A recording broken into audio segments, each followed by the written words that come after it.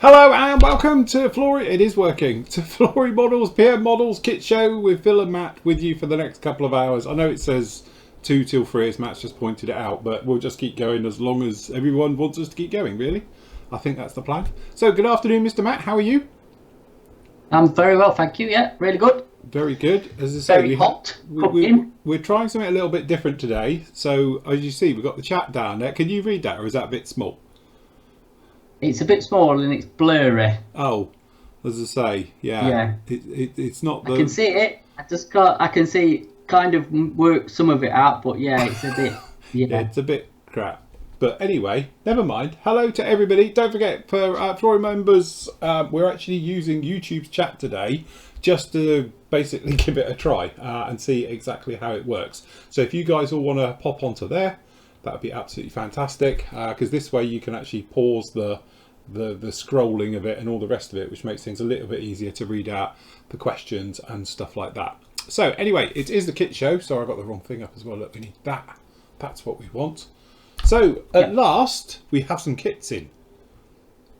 You mean at last? Well, for me, I know you've been getting them almost daily, but for me, I felt like, you know, an underprivileged child not getting presents. It is. It's since the lockdown, I've had nothing delivered at all. It's been proper bad. So anyway, shall I start with my box of goodies? Well, can I just say kudos to TNT? Yes. Because that literally got picked up yesterday at 3 o'clock-ish. Leslie worked out. Yeah. And you got it before 10. Oh, yeah, before today. 10, wasn't it? Yeah. Yeah. So yes, well done to TNT. Certainly better than Royal Slow Mail at the moment, because for some reason they're on a proper go slow absolutely everywhere. So apologies. Like as I said before, a lot of you have been messaging me. I know they've been talking to Matt as well about your orders, and they're just showing that, you know, they're at the local post office and stuff. Honestly, they're in the system, but because I assume like Royal Mail, like everywhere else, has got a lot of staff off ill with obviously COVID-19.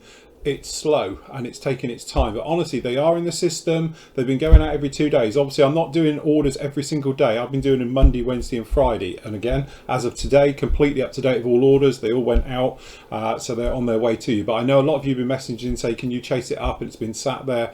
Again, I think it's just Easter, COVID and everything else going on. Orders are just being delayed, and I know and I appreciate I've got people telling me I've ordered stuff from other people and it's got to them. I can only apologise. You know, I do what I do. I do them on the day they normally turn up or within 24 hours of the order. So, you know, from our point of view, they are done. They are on their way. You can see the tracking. You can see I've sent it. It's just in the system. And unless you're going to pay £15 to £25 for couriers, it's not going to get there any quicker. I can't make it do it. I can't deliver them. I would do, but I'm not allowed to drive. But I can, but... No, have a whinge, John. Yes, mind you, he's going to get baptism of fire back to work today, isn't he? Yes, he's first day back, so I'm assuming Royal Mail will be perfect tomorrow. Now he's back at it for the entire country. That's it. So anyway, yes, we did get... as well. Go on. I said I just think as well it depends on which part of the country you're in, because some people are getting them a lot faster than others. So it's obviously regional. Yes, and obviously we are down in like this. I am in like the south of the southwest, and trust us, down in here, it probably goes on to maybe a donkey for the first part of the trip, then maybe to a horse-drawn carriage, and then probably something from the 1930s as a vehicle, and then when it gets to Bristol, they might actually put it on a lorry because it'll be proper. You never know. But down in this part of the world, you know, as I say, your tractor gets a flat tyre. That's national news. So, it is. Anyway, got some fantastic stuff that Matt has sent down, obviously all available from the PM store, and I'm going to do reviews all day tomorrow. I'm going to sit here and get them all recorded and sorted, and then obviously you'll start to get them as we make our way up over the next few days. So, if I find a camera for overhead camera, let's go. We want that one. So, first up, the fantastic Airfix de Havilland Tiger Moth. I must admit, we've been waiting for this one to come out a while, and I'm hoping it's not going to disappoint, and it's going to be just like all the other ones they've doing. Still sealed, can't even have a quickie peek to look. Haven't looked inside yet. I have seen a couple of them made up, obviously on the Airfix stand at Bolton. They had a couple there on display, and it does look very, very nice. Very iconic classic aircraft, and it looks gorgeous in those markings as well, and it is an option for the markings. So yes, so that will be first review for doing that one. Then we've got, what should I do next? Let's do this one. Again, something a little bit different. Fly. You might remember I did the Wessex Fly a couple of months back now. Absolutely loved it. Fly are a short run manufacturer. So yeah, you are gonna, it's not for a beginner, let's just put it that way. Usually very good kits though, and it's always interesting subjects. That's what Fly does. They do stuff that's not the norm. This particular kit is available in 2 flavors. Have we got it on the site here, Matt? Is it on this side? No, because there's a bit of a disclaimer with Fly. Right. We can't get them on trade as on. Yeah, I'm working on it. Oh right, okay, fair enough. So, but anyway, there is 2 flavors available. I've got the other this flavour. I've got the camo version. Oh right, cool. So say they do it in 2 flavors. You can have the camo version, or you can have the more sort of well, normal version if you like. But yes, so very nice in this one. A couple of decal options as well. So we've got the Raw Pakistani Air Force, and obviously we've got down here the Raw Australian one as well. So that looks to be very, very nice as well. So looking forward to seeing in that one. You fancy building that one, Matt? Because you like that type of stuff. Do you know what? I actually your stuff? Yeah, British transport from the 50s and 60s. Yeah, I do fancy that. I like to say I've got the camo version. So. Yeah. Very nice. Next up, Dragon torpedo bomber Ju-188A1. How do you pronounce it? A what? Yep. It's a Ratcher, isn't it? Is it just a Ratcher? Is it? So I think very it's nice. a Ratcher. A nice bit of glass work there. Did you get a canopy mouse set with this? No, but you can get one, and it does need one. I was going to say, I think you need one. That looks very nice indeed. Again, I can't remember the last time I did anything Dragon to review, so we'll be having a good look at that one in the very near future. Members we did a pre-order on these. We bought these in from Japan because at the time of us doing it, they weren't available in the UK. So we've obviously got down in here the Mitsubishi M6 M2B, so it's the 0.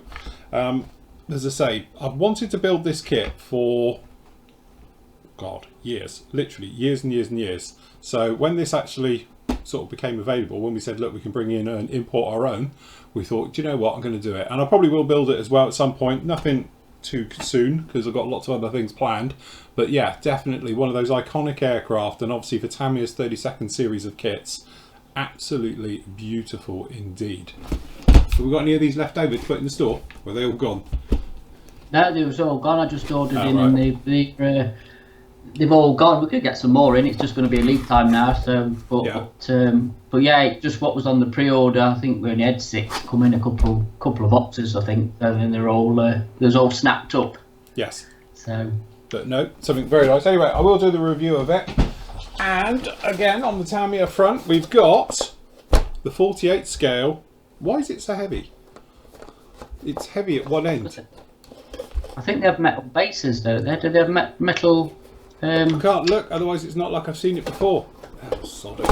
No. I want to know why it's so heavy. It's heavy at one end. Oh, that's why you get whatever they're for. Oh, what? I don't know. It's 2 sticks of metal. Oh, I think. Oh, right, yeah. Okay. Is that for a bit of weight internally? Yeah, I think it is. They used to cast them in metal, didn't they? The early Tamiya 48 kits, but I think they've gone back to styrene and chucking some metal bits in it. Has it got a metal barrel? No. No. No, just got the moulded plastic one in here. Right. So yes. But again, this is the 48 scale one. T55. This is for Conrad Buller. So I'm going to pinch it and do a review of it before he sees it as well. So that's the T55 medium tank, looking very nice indeed. So I'll get the review of that one done as well. And then last up, purely because I've got so carried away with this little guy, which is finished by the way. This is the Hella T28 Trojan, 72nd. I've always fancied doing a water bomber, and obviously Hella are the only one who make the water bomber. So we got the CL215. I've gone with the more classic radial engine rather than the turbo proppy thing. because it's a classic and they sound a lot better and all the rest of it. So this is the old Hella kit. God knows what I'm going to find in here. Do we reckon it's going to be in yellow styrene? Yeah, rivets. You're going to see a lot of rivets. There's going to be lots of raised rivets on this. Again, it's not anything I intend to build rapidly, but yeah, it should be quite interesting to do. Again, it's a sort of iconic aircraft and all the rest of it. I might try and do something with it in flight. I don't know yet. It's a prop. I don't like doing props in flight. But yes, oh look, still sealed. Very nice indeed. All shiny. What's the white option? The white option is... what's that from? That is Canadian. I assume perhaps it's I can't pronounce that. That's something in French. Oh, right. Saskatchewan or whatever it is. But yeah, no, it's got a C registration, so it's Canadian, isn't it? So yes, yeah, but should be very, very interesting. Again, after doing it, let's face it, we were talking about Hella, and they do some nice kits. You just need to find them. That's the thing in their range, because they've got some pretty awful ones as well. You know, it's very reminiscent of old Airfix when they had a couple of good ones and the rest of them were awful. But anyway, planning on having a bit of a go with that one, so that should be quite nice to have a go at that. And that is it. So, looking forward to doing them. Should be some nice reviews in there, I think, definitely. And again, it will be quite nice builds in there. So there's some for me, some for other people. So yes, we're looking forward to that one. So anyway, what's new in the kit world then, Matt? Keep you busy. It will. Kit world's a bit slow, to be honest. Kit world's very slow at the minute with everything that's going off. So as you can see, what's in the store at the minute is a bit same old from last week and probably the week before. I mean, the Kettenrad's in from Daz Works and the Hasegawa shuttle with the 747. Yeah. They're newish in, but really it's been all about paints and thinners and sundries and masking tape. And as you can see, with my big load of invoices that I've been doing, we've had a lot of orders come in. Yeah. Another one here. So literally just before we came on here, we've had a delivery from Albion Alloys, which is our stockist for Mr. Hobby Stuff. So primers are back in, thinners are back in, airbrushes are back in, gloss coats are back in. So it's a big order from them. I've had a good few orders from Hobbyco or Tamiya for Tamiya X20A's back in, the lacquer thinners is back in. Most of the paint range is back in. I'm still waiting on a couple that are out of stock to come back in, but you know, it's been all about paint really. The amount of paint that we've sold is phenomenal, I think, to put it politely. It's just been, you know. And then I'm still waiting on an Attacker order restock to come in, which hopefully will be later this week. And then there's some other bits on another order that I know Phil's excited about, that hopefully will be in by the end of the week. Yes. But again, like, yeah, new release wise, it's going to be slow for obvious reasons for that. So yes, so we'll just check it as it comes for what comes in. At the moment, guys, as you appreciate, we're really busy. A lot of you buying sundry stuff, so it's like paint, glues, filler, primer. So that's why we're continuously restocking, and obviously we're putting in big orders, but they can only be fulfilled as much as, you know, obviously the stockists have got as well. So you have got that slight knock-on thing as we go on, you know, through all of this, and I think it's going to get a little bit tougher before it gets better. But you know, obviously from my side of it as well, with like sanders and washers and that, you know, the bottle factory I get my bottles from, that can't work because they can't get any plastic to injection mold with, because it's all been used for hand sanitizer and medical gear, right the way through to my pigments and things like that. You know, the factories are on shutdown, so they're not actually physically working. So it is a case of grab it whilst you can in a lot of cases with these things. So yes. Yeah, well, not to scaremonger, but I think, I mean, there is sort of, talking to a few people in the industry, I think there is going to be a knock-on effect of a shortage later on. If that makes sense. I think now obviously things are kind of in production, but I think there is going to be a knock-on with stuff going to be out of stock for a while.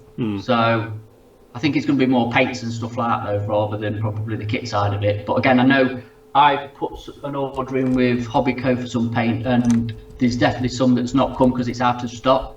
Now, whether that's because it's not been labelled up, because obviously when they have delivery, all the little pots of paint you can see have to have a little sticker on them, and somebody in the warehouse have to sit there and do it. Yeah. And I know for a fact that they are going through an absolute ton of paint. Mm-hmm. So some poor so-and-so has got to sit there and stick stickers on. Yeah.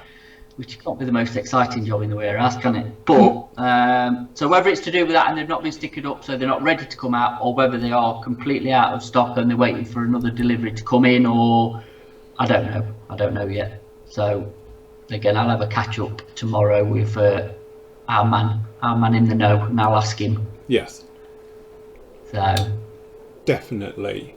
Right. So over in Chatty World.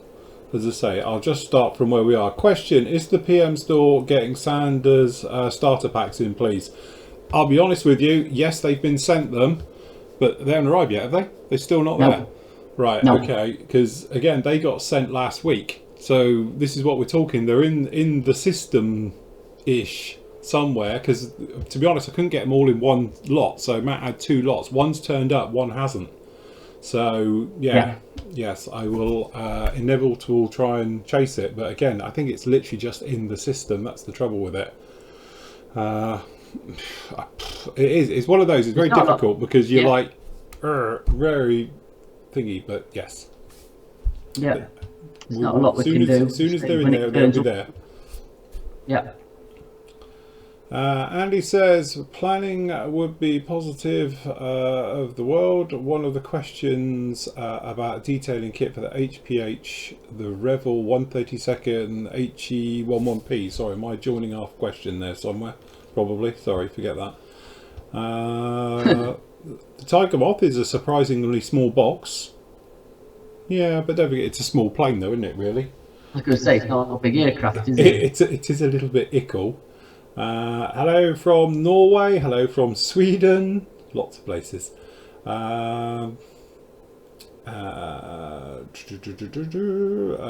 Please get them in, Matt. Which one? Sorry, this is the trouble when you're halfway through reading where you've been. I would love to see Fly do a Wasp helicopter or twin rotary helicopter. It's like a Sycamore. They'd be the type of company that would do it, I would have thought. No, Sycamore's out. 48 Sycamore's out. Is that the one Andy did? Which is the one Andy did? No, we did. I've got one as well. It's the 72nd one Andy did, which is the SM models one, which I think are also they're bringing out a Wasp in 48. Mm-hmm. If it's still happening, I don't know. But the thingy was up that they're doing a Wasp. Right. But the Sycamore is out in 48. If you can get it, in fact.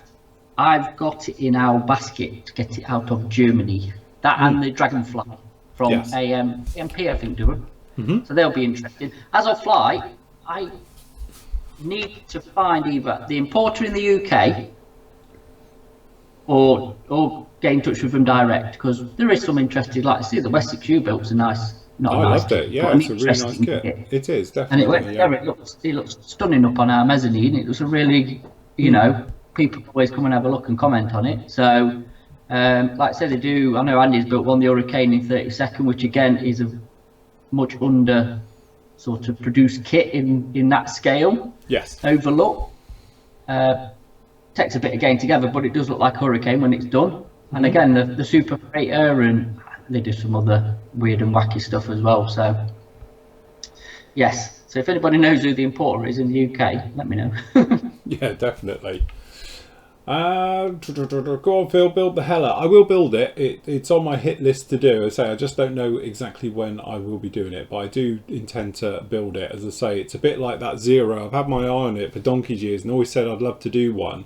And being an Ice Pilots fan as well, and seeing their ones fly around a couple of seasons ago, it was a case of gonna have to build one. Got to do it. Oh, just talking of Tamiya stuff and that and special orders. Next month at some point the space shuttle is going to be back in, and also I put a special order in for the F-117. Yeah, the Nighthawk. So they'll be in stock. Cool, very good. I can vouch for the stealth fighter. It's very, very nice. Goes together fantastic. Built 2 of them now. They are not much to see because it literally is like It's like cockpit goes up inside, wheel wells Bombay, and that's it. But it's very, very impressive. I have to dig it out. It's around here somewhere. I don't even know where it is. Have you got it up there? Is that all? Yeah, we've got it. You've got it, have you? Oh, there you go. I'm just looking because it used to be in a box up there and it's not there now, so it must be with you. So yeah, there's a black triangle that's up on the mezzanine. Yeah, there's a big black triangle. That's mine up there. Yeah. Yeah. Phil, did you ever build the Airfix 48 scale walrus? I'm thinking of getting one, especially as it has holes for the rigging. No, I never built it. I only did the review on it. Again, it looks really, really nice. My only problem, well, it's not really a problem. It's got a few ejector bin marks in it, which are a pain to get to, but I don't think you'll see them anyway. Again, it's one of those kits that's got beautiful internal details that you're never going to see. So it's a bit like, but yes, definitely a very, very nice kit. Lenny built a stunning one. Lenny's brilliant for that. He's done a really nice version. So very nice. I saw one in there was saying, what 48 scale MiG 31 would you recommend? AMK or Hobby Boss? AMK. Well, if you can get it. Yeah. That's the problem. He's getting older, the AMK, but if you can get the AMK one. Yeah. Yeah. Yeah. But the AMK one is a lot nicer than the Hobby Boss one. As I say, some nice tooling on that one as well. Yeah. After the X20A shortage, we've all had to learn to be flexible with using other products. Is there an X20A shortage? We've just had loads in. I can say, but we've got them, but 30 bottles of it's just come in today. I think is on about before when we couldn't get it because of the bottling issue. Yeah, with the labelling. Like last year when it come back, but the other alternative is the Mr. Hobby version of their Aqueous thinner. Yeah. Which you get in a bigger bottle and it's a bit cheaper, isn't it? It's same stuff, really, isn't it? Yeah. Oh, it's the same stuff. It's a bit more expensive, but it works out cheaper. Yeah. Yeah. But there you go. PM's got both, but yeah, it's one of those strange ones. They are almost identical products. Yeah. Matt, any news on when we'll be getting the new Audi R8 and BMW M6 in? Yeah, they're on the way. They're on the way. They're literally on the way now over. So hopefully within the next couple of weeks. I'm sure Gary, if he's watching, will let me know. I'll be getting a phone call in a minute. Yeah, you get a text through in a minute. They've been shipped. Yeah. They're in a container on their way. Hey, if he is watching, I hope you're feeling better. He's not been feeling too well. Oh, good. Has he gone down with it as well? I think he has actually. Yeah. Helping a neighbour of his. So. Yeah. Ian says, hi from Braintree, and I would think Essex, but apparently it's in Massachusetts. Oh, well, I was thinking Essex as well. So did I. As soon as I saw it, I was going to say Essex, but it's not. It's Massachusetts. Hello, Phil from Australia. Hello, everybody. Hi, guys. I have the HPH Models additional interior kit set for the cutaway 132nd HE111P. The suggested kit is for which I already have. Do you know of a better kit? I take it that's the Revel one, because as far as I know, Revel are the only people who do a 132nd HE111P, isn't it? So, and I've built it. So I've built that kit. So I don't think you'll find it better. And honestly, it's not a bad kit. It's typical Revel, ask Nathan. But it's very flashy, and if you need to spend a little bit of time test fitting it, dry fitting it, making sure it's all good before you commit to glue, you can solve a multitude of problems by just getting rid of little bits of flash, little bit of overrun plastic here and there, stuff like that, and it can actually go together really, really well. I was amazed how well the glasswork went on, to be honest. Hard to get hold of kit now, that is. Matthew says the fly kit, Phil. I would love Matt to get them in. Well, I'm sure we can. We'll go look into getting fly in full time. Again, we don't have a trade account with them, so we'll see what we can do on that one.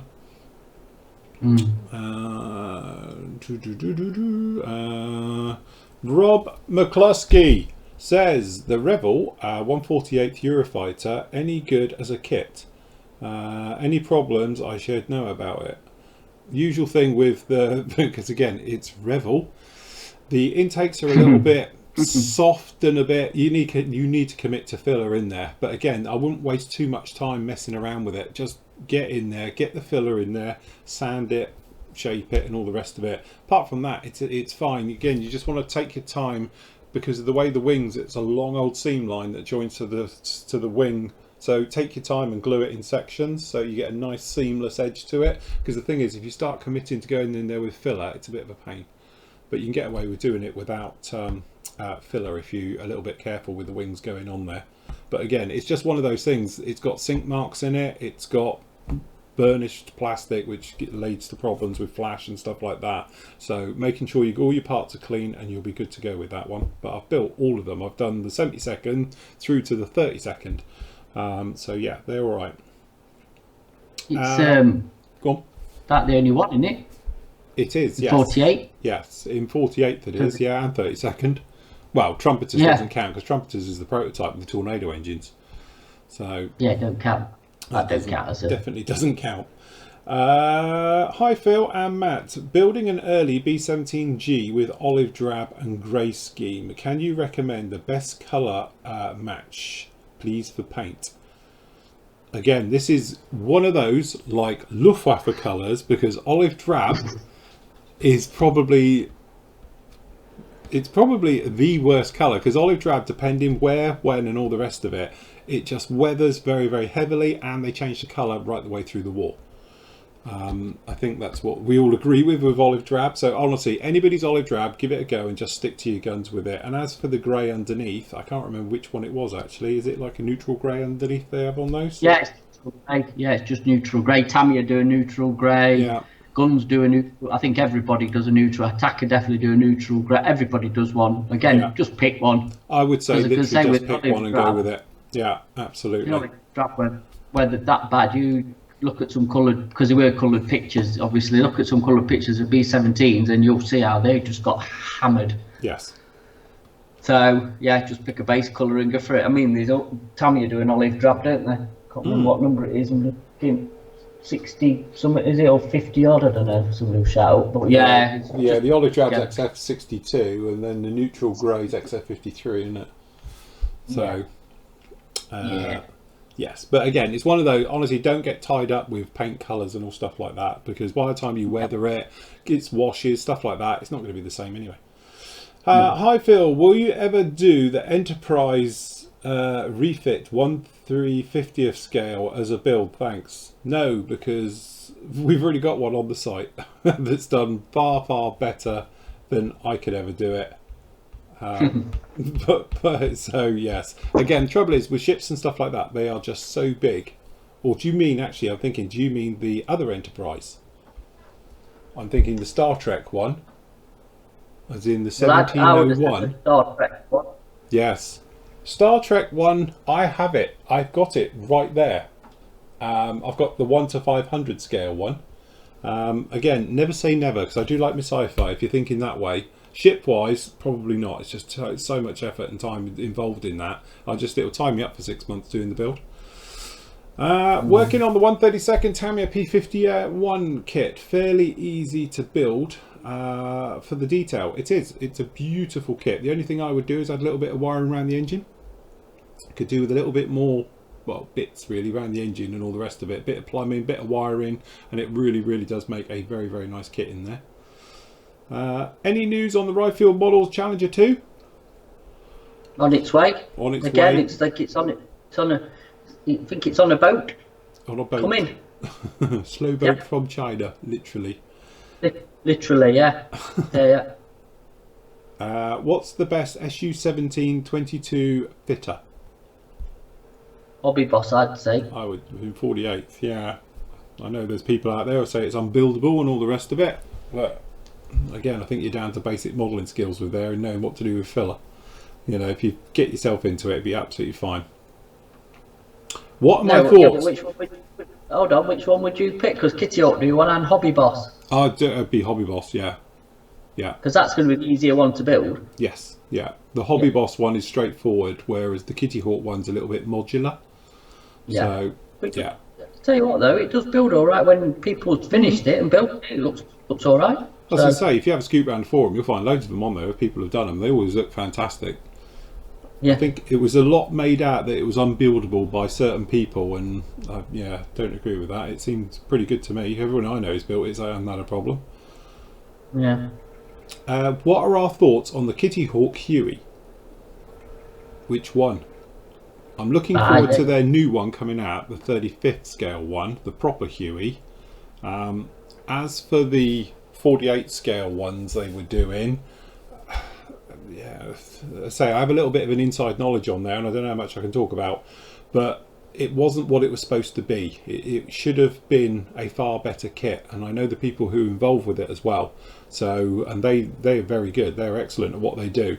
So I think really it was that thing that sort of Kitty Hawk got hold of it and made almost a hybrid out of it. So when I did the review, I know the Huey quite well, and I couldn't work out, you know, the different models of a D and an H in there and all these different things, because again they used a little bit of a hybrid with it. But I really am looking forward to their new ones coming out, and I must admit I'm looking forward to their S860 Seahawk to be coming out as well. Yeah. If it ever gets here. That's the one you're going to build, isn't it, that version? Yeah, that's the one I'm going to be doing. Yeah, we want to do that one.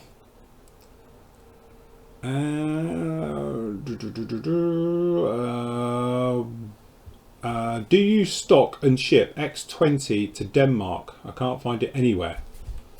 So X20 we can't get either, can we? That's the blue top enamels. Nope. No, we don't get any enamels in the UK of Tamiya range, so no, not us. Again, there's a labelling issue stroke environmental thing with it, so we don't actually get them in the UK. That's the trouble with it. Again, your best bet, to be honest, is to go on and get one out of Hong Kong. You know, so it's insane sound from a, you know, as I say, a trader. But if you go on to eBay or somewhere like that, and you can pull them out of Hong Kong relatively cheap and get it that way. There is a Tamiya extra thin shortage in Australia. It's alright, my mobile doorbell's telling me that there's something out there, but it's alright, doorbell hasn't gone, so we'll carry on. I don't know, I haven't heard of it. Again, we don't have a problem with extra thin, do we? We're right with extra thin, quick set and normal. No, we've just had it all back in stock, so yeah. All along with your favourite black glue is back in stock. Oh yeah, me black glue. Well, I've used it all the way through on the MiG and it worked fine. So I think stripped them out at the beginning of all this of what stocks they had, so I think they've just had a restock. So yeah, but no, not a shortage that I know of anyway. No, cool. Could be a Australian thing. Yeah, Victor, we've sort of answered this one. Hi from Bulgaria. What's the best MiG-31? Yeah, it's going to be AMK. So the Hobby Boss one's there, but it's not as nice and as refined, shall we say, as the AMK one. Hello from Buenos Aires. Doing home office. I'm currently painting an old A10A from Monogram. There we go. That's the way to do it. Retro. Hi guys, would Mr. Hobby, Mr. Colour Leveling Thinners work with AK Real Colours? Yes. They do. I'll be honest with you, I did there's a video out there with a test when I got everything from water through to lacquers, and they will do it, you know, but I don't think they're the best for it. I used it when I used it on the book missile system, and it's very flat. That's the trouble, and I think lacquers speed it up a little bit, shall we say. Was it the rapid dry I used? I think it was. Yeah, I think leveling thinner will be not all right with it with the retarder. The rapid is because I say it does dry just dead flat. Yeah. There's no shine to it whatsoever, so I've definitely sprayed it with leveling thinner and it was absolutely fine. It's still dead flat, don't get me wrong, but it went on really, really nice. Yes. Hold on, I've got a thing here. This is it on here. There we go. And it did spray on really nicely, I must admit. I can't fault it at all. But if you look on the, if I just go to Yeah, a bit hard. And we just go to me a second. As you can see, it's very, very flat. This hasn't had a top coat. This is just paint. So as you can see, it's proper flat on this one. It's one of those paints that goes down. But I have to say, it sprayed beautifully. No problem at all. We didn't have any spitting, no stopping, starting, none of that business. It just went on flawlessly. And obviously, being camo, I'd locked it in a position and just kept spraying with it, and literally had no problem at all. So yeah, when I painted it, I thought it was really nice, and I did camo and whatever on mine, and it was lovely, to be honest. I thought it was really nice paint. Yeah. I think the downside is because it is really flat. I think it could have done with a bit of some. I know people said the AK, the real colour air range is satin, isn't it, rather than flat. And I can see why they've done the armour as flat, but if you're doing sort of pin washes and stuff, you need a bit of shine to clean it up. And that was the thing I had with this one, because I used pigments. The pigments half grip well to it. Yeah. Once you're on, you're trying to move them around, and they were just, they were just stuck to it. I think what I'd be tempted to do, if I used it again, is actually put a bit of X22 in it, or an equivalent. Yeah. Just to give it a semi-gloss or a semi-gloss, whatever, a bit of shine to it. Finish. Yeah. But, you know. Oh, look, one from Gigants. Have either of you built the 72nd Italeri Messerschmitt ME323D1 Gigant 6-engine Luftwaffe transport? Say that again. But would I? No, you say, have we? No, Andy's built the glider version. Yeah. And Rob has built the 6-engine version. I mean, you've got to think that kit is again from the dawn of time. Yes. But it is the only one in 72nd. It is a bit crude. It's a bit of its age, I suppose. But it looks quite stunning. I mean, Andy's one sits up at the shop. It's another one that's upstairs at the shop. And it's a lump. It's a big, big lump. I mean, when Andy's on, you'll have to ask him how he found it. I was going to say, they both had problems with it. We were doing it, building it. Actually, if you go back on some of the old live shows, wasn't it? They were often seen whittling away with them. And it was that thing, because when did they finish them? Was it early last year? I can't remember now. But we had both of them at one point upstairs on the mezzanine, didn't we? Yeah, what and it was for absolutely last massive. year, because we did the Luftwaffe SIG, we have a theme every year for Telford, and last year's was transport, if I remember. Was it transport? Was that the year before? It might have been the year before, but we had transport, and then we've had bombers, and I think we were in World War One or whatever, and it was for the transport one. So I think it's a couple of years ago, to be honest, now thinking about it. And that's what they decided to do. I think me and Nathan built a JU-52, the old artillery one of them. So yeah, I think it's got its problems, but nothing that can't be fixed with a sanding stick, a bit of filler, usual basic model skills, and you can build it. Again, it's that thing, isn't it, where it's an older kit. If you go in eyes wide open, that it's not going to be brilliant, I think you'd be all right with it. You know, it's just one of those ones, but you are in for a big journey, because it's like the things like this, isn't it? From a wingspan point of view, it's massive. Yeah. So yes, I think that's the problem that I was having, because it's so big and awkward. It's actually painting it and manoeuvring it, because it is such a lump. Yes. The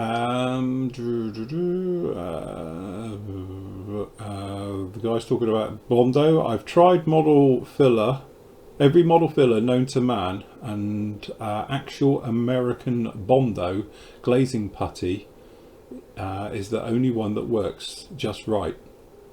Okay. Can you recommend a hobby-based filler locally? They have the Tamiya line.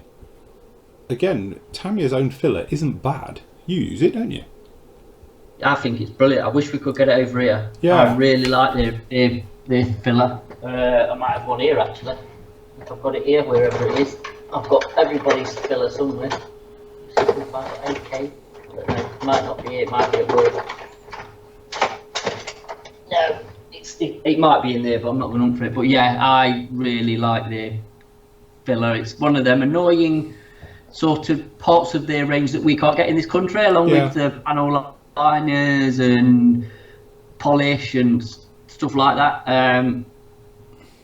Yeah, because they're 2-pack. Have you ever used their 2-part filler? Yes. Yeah.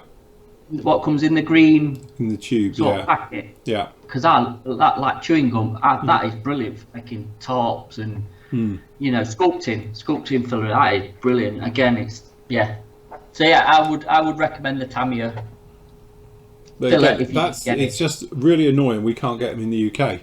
And it's just the thing, because you know of labelling issues and stuff like that. On smaller items, they can't put the label on because the label's too big, and then without it, you can't sell it. And then obviously they've got the cost of somebody putting the labels all on these things. So you know, and it's not viable on a low price item like that for them to do it. So it's somewhat annoying, but their stuff's very, very good. I haven't got any, weirdly. I say my one, I have 2 types. I literally use perfect plastic putty because it's water based, so you can do easy cleanup with it, but again, it's not structural.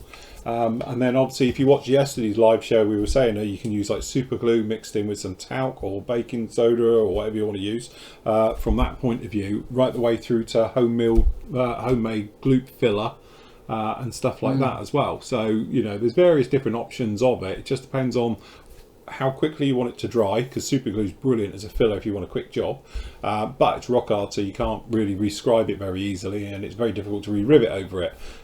So it just depends on, you know, what part you'll be doing with it. Have you ever used the Mr. Hobby white putty? No. Because is that a water-based putty or is that a cellulose, like a lacquer-based? Because I know the thingy one's a lacquer-based, isn't it? The Tamiya putty is a lacquer-based one, or you can thin it with lacquer. I was just wondering if the Mr. White was a water-based one, because the AK one's water-based, isn't it? This one. Yes, the AK one's very similar to the perfect plastic putty. Then. Oh, those ones. Sorry, I thought we meant the other one. Yeah. See, I haven't tried those yet. Actually, they're very good. They're not too bad at all.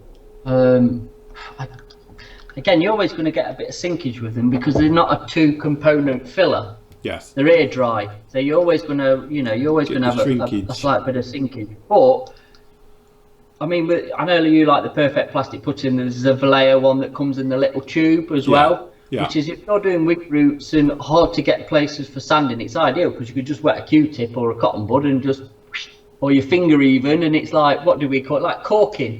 Yeah, that's it. That's what I describe it as. That one, you can just like wet your finger and then just smooth it in, wipe off the excess, and it's just like corking, really. Yeah. So. We're jumping around a bit here. God, hold on. Tell you what, reading the chat on here is like me doing my eye test without glasses on. Yeah, it's a bit smaller than I thought. Hey? It's a bit smaller than I thought. In testing, it was a bit bigger because I've got half and half screen on this one. You're full size over there. I should have done it the other way, really. Yeah. But here we go. We know for next week. Rob, if you don't forget, there's full video builds on the 48 scale one and the 32nd one on the site, so you can see how I did my Eurofighters. They're on there. The 48 scale one's on the freebie one as well. It's an old and golden because I built that when that kit very first got released. Tamiya's F117 Nighthawk, is that the 48 scale kit? Scale mounts say 1998 release. Looks nice. Yes, that's the one. Again, that's on the site. Video builds there as well. Phil, when will we see the 2001 Discovery build? Any second now. Literally, I'm going to do the reviews tomorrow, and then I will start on it. To be honest, I've already started on it a couple of years ago now, weirdly. So luckily I haven't got to clean up any parts because they're already off the sprues and bagged and ready to go. So that's what I'll be doing during the live shows as we make our way through. It's going to be my next live build here, and then I've got the next project for doing this video build for the members. That'll start as well, so we'll get them all going. Literally, I might just roll through this week and then get full on with them next week. So tell them what you told me before we came on. Which bit? that you've actually got nothing on your bench? No, I haven't. Now they're finished, which you guys can't see. Literally, they're all here. Hold on. I don't know why I've got my thing. Hold on. Let me just adjust myself. Hold on. I can do this live with the power of technology. Hey, look at that. I'm going in widescreen. There we There go. you go. Oh, yeah, that's good. Yeah, that's it. Nice. Nice.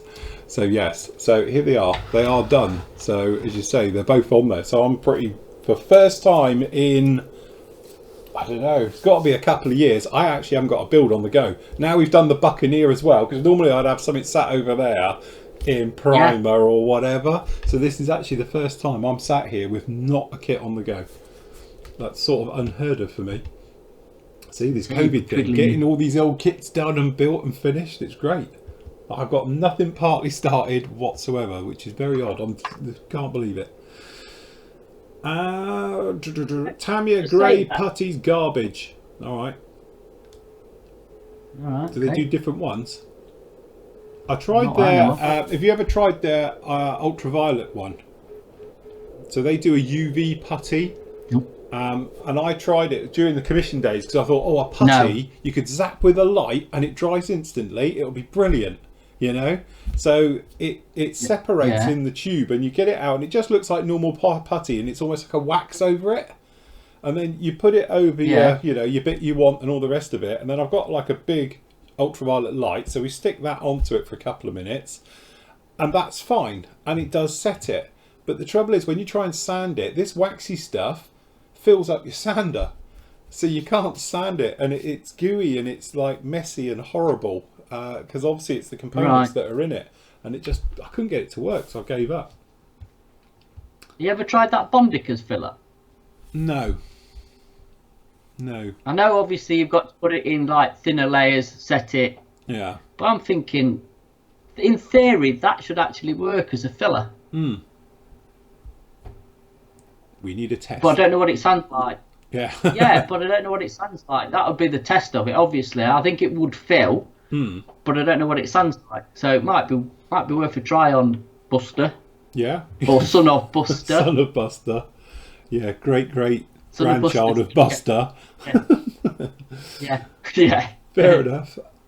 Ian says, I'm recently back to modelling after decades. Would you consider doing one of those short videos on masking, specifically wheel wells, and do you paint first and then the underside, or in reverse? To be honest with you, it depends on the wheel well. If it's something that's got lots of inner bits and difficult bits, then I'll spray it first, then I'll mask it. And as well, because I'm lazy, it depends how complicated the shape of the wheel well actually is. If it's like a modern jet, they tend to be quite straightforward, but if it's something a bit older, they tend to have sort of funny shapes.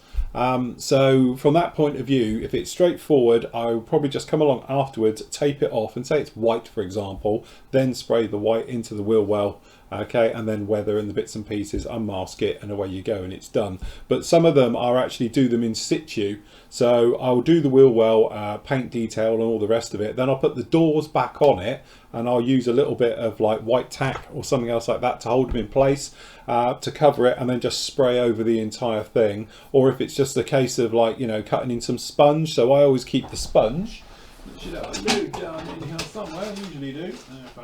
Probably not now, I've been using loads of it recently. Where are we? No, actually, do you know what? I think I'm pretty much out. I had a load in the other day. I've got some. Yeah, but like from all your kits, from your aftermarket sets, you get a sponge like that, and it's great because all you do is cut it to the shape and then wedge it in the wheel wells. There you go. It's a bit smaller. I use it for chipping, but it's the package was like get resin parts. Yeah, that's it. Keep all of that. There you go. I've got some here because this is actually from this one. So, but shove them down intakes, all those things I keep, because you can just nudge them all in and then spray it, and you're good to go.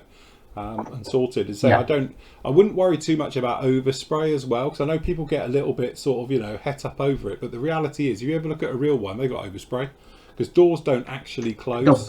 There's not actually a proper airtight lock. They have gaps, so they have them, so that's what I do with them as well.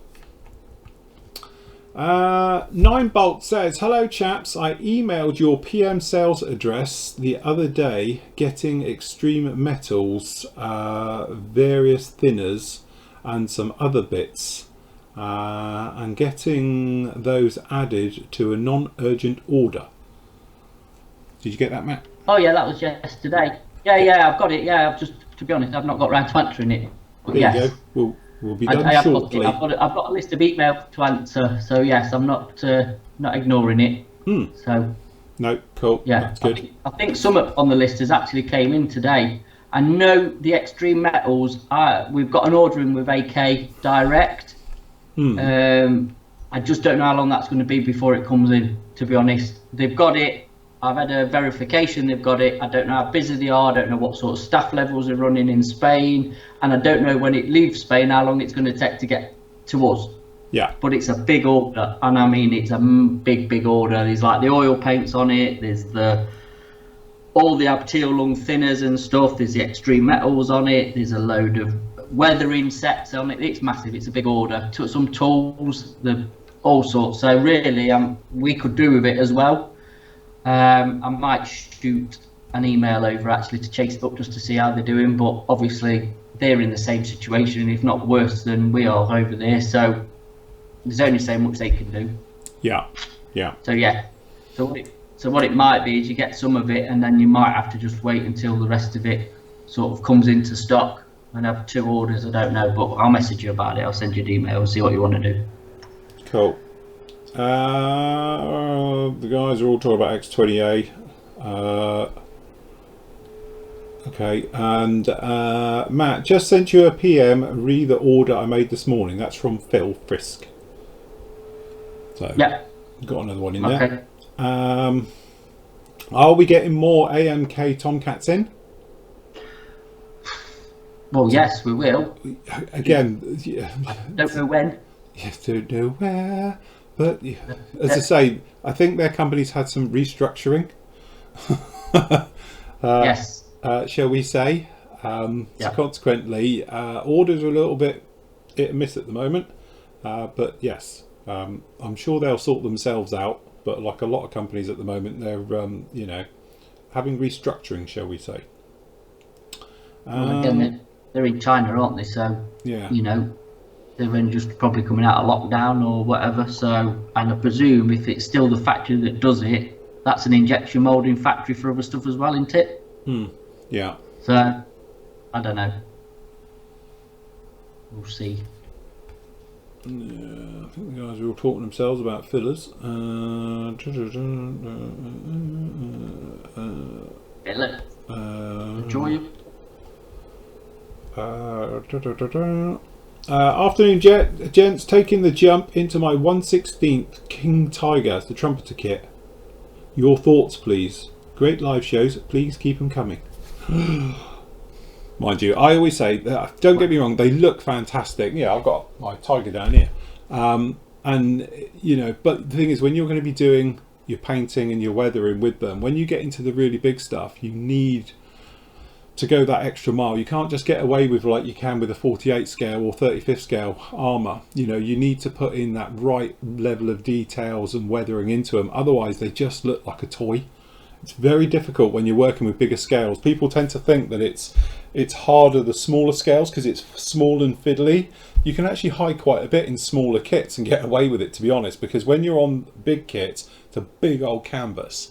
So there's a lot to see. So when people, you look at this, you glance across the wheels and the tracks and you look at it and you go, that's fine. When you get into the jumbo stuff, like that, you tend to be then going, right, okay, and you're looking at each bolt on the wheel, and each area onto it and everything else. This thing's just covered in dust, literally. And, so that's it. So like your weathering and that, instead of just being a little bit of dry brushing, bit of chipping, your weathering needs to be a lot better. So what you need really is lots of good reference photos of the real thing ideally, or something similar, and you can look how the chipping is and how the rust is and how the weathering is and try and recreate it. Because like on here you've got an area the size of, I don't know, 5-6 centimeters, and on here you've got like 20 centimeters. So everything's bigger, everything's enlarged. So if you're looking at tops of areas and things like that, it's just that thing, you just need to make each area almost a mini model as you're working your way around with it, because just giving it a quick wash and a dry brush isn't really going to cut it. Okay, so that's it. So like this thing, you know, it's had 2 resprays now over the years. Probably could do with another one now. It'll be grey next week. It looks hands are grey to me. Mine yellow, it's green, dusty grey at the moment. So yeah, but it's nice. one of those things with them. They are, you know, they're great kits to work on, but they are a big project, especially when you get into the weathering side of it, because, you know, say, did the shuttle. Shuttle was a classic example. When you do it and it's just in paint, it looks like a kid's toy because it's massive, it's too big, you know. So you need to put those little details into it and break up the paintwork. So we used a lot of shading with it and a lot of different, you know, hues and things like that, just to stop it looking like a giant diver's tank with a couple of rockets on the side of it. And even the rockets look basic, you know. So, and then obviously the shuttle onto it, you know, looks like a kid's glider. So you need some way of really breaking it up. So that's the only thing when you're working on stuff like that, you know, just take your time with it and just, you know, get good references of chipping and things like that, and rusting and stuff, because it's going to be a lot bigger. So people will take a lot more notice of it as well. So there's a really, really nice book out of somebody who's built the King Tiger, and it's a really in-depth build of what they've done of the 1/16 scale one. It's probably worth buying that as a reference, to be honest. I mean, he's super detailed it. I think it's David Parker's who's done it. You probably don't need to get to that degree, but again, it's painting and weathering, and because you've got to be a lot more realistic rather than artistic, I think, when you get into that scale. But I mean, if you do Google it, I'm sure you'll just find it on the internet or pictures of it or whatever, but it's well worth looking up because it is a good starting point to begin with.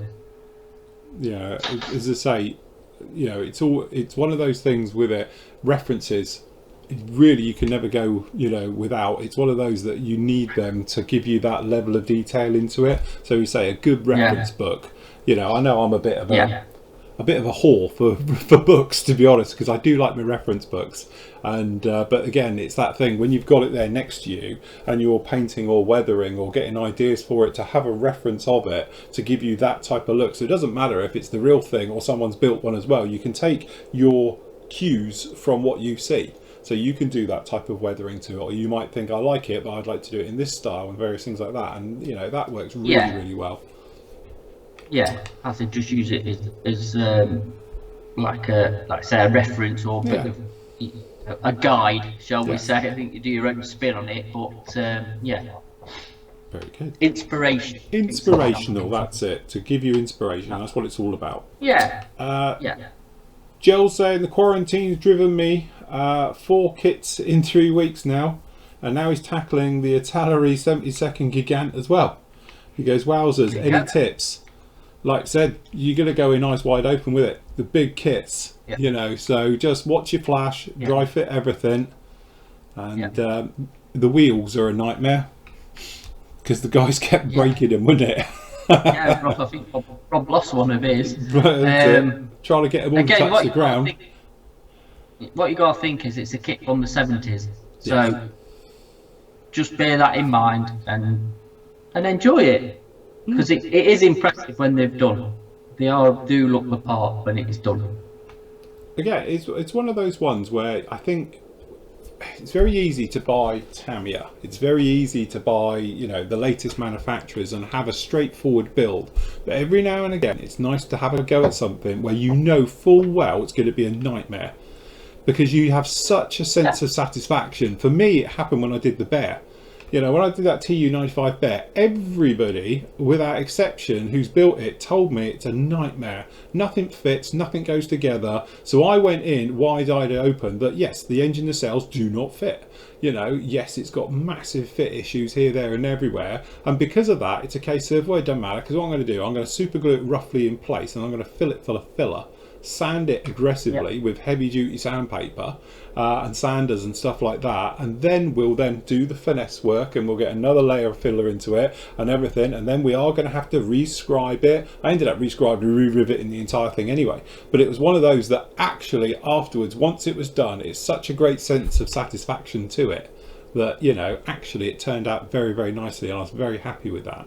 And the same goes with the Fly Wessex. The Fly Wessex, you know, you do it and you're like, well, that don't fit, but I wasn't expecting it to, if that makes sense. So it's like, yeah, so we're going to get the filler out.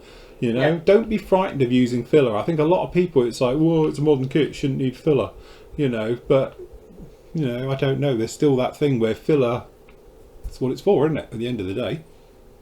Absolutely. I think just lower your expectations as well, I think people's expectations of kits are probably a lot higher than most of the manufacturers produce. You know what I mean? So lower your expectations, and again, don't be afraid to rub down, reprime, refill, rub down, reprime, refill, and do it until it's right, really. Yeah. And also things like, we had this discussion the other day with the membership and stuff like that, and I was saying that one of the best things you can learn in this hobby is patience, because we all want to get it done. You all want to move on to the good bits, but actually that bit of saying, do you know what, I've sanded and filled it, I'm going to leave it a couple of days, just see what happens. And that would have saved my arse many, many times, because I'm like, oh no, now we get it into paint. You know, now we're going to go and do this. And actually then a couple of weeks later, I'm looking at it and it's got shrink marks in the filler. Or there's a seam line where the glue now is dried and you've got that little, I call them ghost lines. So what happens is like if you're using Tamiya Extra Thin and like, you know, you've got your edges and you put loads in there and it looks fine, you've sanded it, that's great. And then over the next couple of weeks, because you put paint on it and all the rest of it, it can't dry off as normal because it can only dry from the inside, and it's starting to shrink and you get a nice little dip. Then it's like, you know, A10 classic example, I had it come down the spine. So it looked fine, it was perfect, primer, I've got the video evidence to prove it, and then a couple of weeks afterwards I'm looking at it going, it's got a bloody dip right the way down the middle. So I ended up sanding the lot and had to repaint it and redo it and move right the way through it. And again, it's patience, just have a little bit of patience with it, you know. Do other bits, I think that's the whole point. You've been attacked. I don't know what. If it's a big fly or a wasp, but it's flew out, thankfully. I don't know. Don't even know how it got in, unless it's come under me blind here, because up a bit with the window open. But again, you know, with the Gigant and probably say that like your Wessex you were doing and stuff, they're them kits where you probably want another kit on the go. Yeah. Just so you can leave it and you're not keep tempted to go back to it to do a bit when really it needs time to sort of dry and settle and sink and do all the horrible bits that it needs to do, isn't it? Yeah. Because there's nothing worse when you get into a project, you can't put it down, but you know it's going to bite you later on because you're hammering your way through it. And again, like I say, you get your ghost seams here and bits of sinkage or whatever, when really, like I say, a few days of fully curing and you wouldn't have had it. So. Yeah, no, that's it. Definitely give it a bit of time. How often do you guys pick up a kit with huge part counts, and then after looking at just how many parts the kit has got, decide to hide the kit, hoping that you forget about it in a few years? No, you'll be fine. Just get in there. Again, like part counts and that, we were talking about it, and you know, and obviously we were talking to Pranjit from Airfix about part counts. You know, they do them because they need them, and from an injection molding point of view, what's the easiest way to recreate that part injection molding? So, you know, at the end of the day, sometimes they can have massive part counts, but it may be quite straightforward, you know. So you get some of them, like you could have a couple of hundred parts just in a cockpit if it's all little bits, putting them all in there, but it gives you a great sense of detail. So the ghost is back. The ghost is back, clearly. Comes around opening me drawers. Because every time we're on, Yeah, every time me and you are on in a Wednesday show. That's it. My view on Parkcat is as well, you know, I think that came about because there's always a lot of moaning from sort of the armour guys. You got a tank, but you've got no interior. Yeah. So if you had your hatches open and you've not got a figure in there, you've just obviously got the void of nothingness. Nothingness, yeah. So we kind of jumped on the bandwagon, and I can't remember who started. Was it Taku? Was the first to do interior kits, I think. Yeah, I think so. Yeah. Or kind of stopped, and then I know Ryfield, Mini Art, and you know quite a few of them would quite do them. But you know, I mean, you built that Tiger 2, didn't you? The Takum one, wasn't it? You built, and you built it from like the factory would build it, from the suspension upwards. Yeah.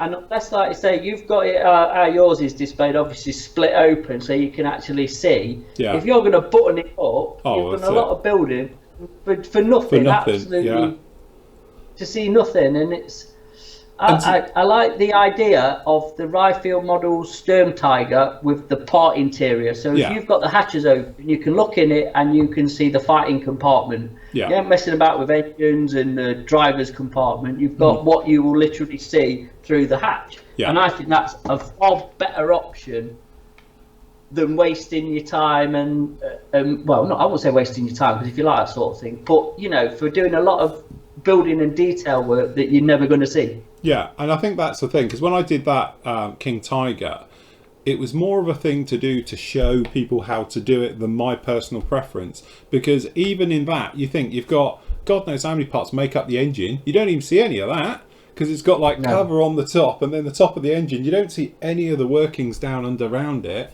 And even, you know, you're obviously putting in all the suspension and all the bits on the floors and all the stuff, and then you've got some plates over the top for the turret system, so you don't see any of that either. So even on one that I've got displayed all as open and in like 3 sections and stuff like that, you still don't see a lot of stuff in there.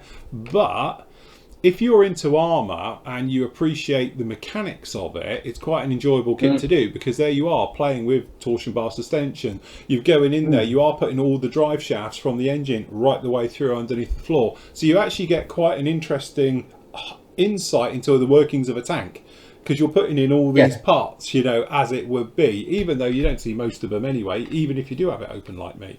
But again, it's one of those where if you're into it, then fair play. But like for me, my next bit of armour is not going to be a full interior one, because again, that kit took a long time to do, purely because of all the different stages going right the way through it. But, I'm going to say, it caught you out how long it was going to take to build, didn't it? Yeah, it did. I was not expecting it to take that long. You gave yourself a time span, and it went well beyond that, because the amount of parts that you had to put together. So. And I mean, I think they've clicked on, you know, like Takum and Ryfield and even Mini Art and stuff. So you can now have the option of no interior or interior kit. So at least you've got the choice. You have the choice there, and that's the nice thing about it, because you can find it's a lovely tank, but it's got full interior, so you'll be put off with it. So if you get the option of having it with a full interior or normal, you know, because I remember some of the Academy kits were like that to start with. I think it was the Bradley they did both versions of. You could have it with the interior or without, and I think that was one of the first ones as well, so that was quite a nice option to be able to do that one. Went on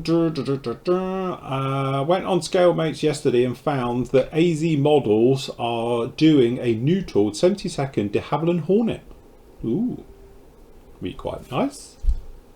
Alright, okay.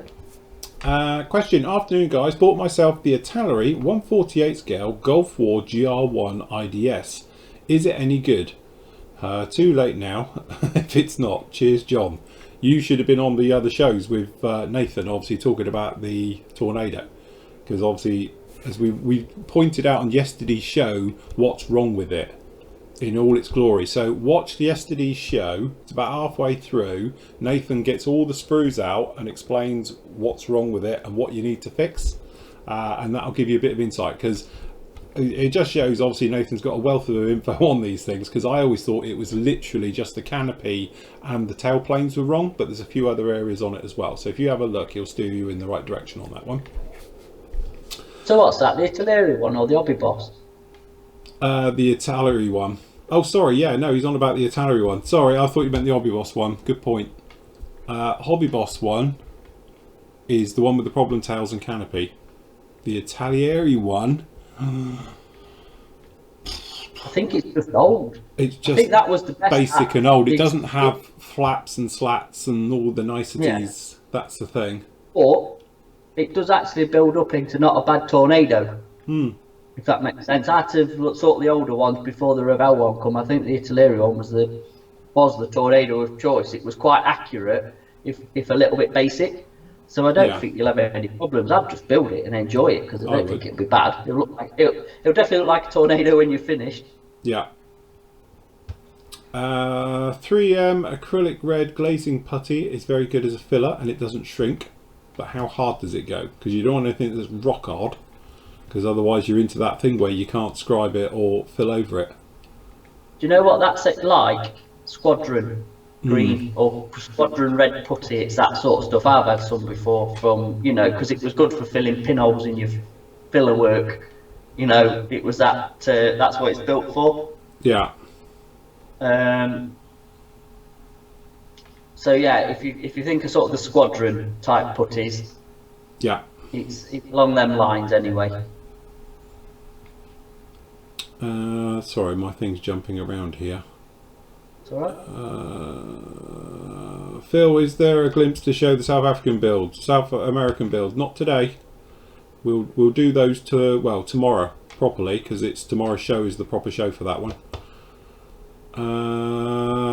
Question: would you consider keeping a forum list of various kits for each plane or tank, etc., and your recommended kit for each?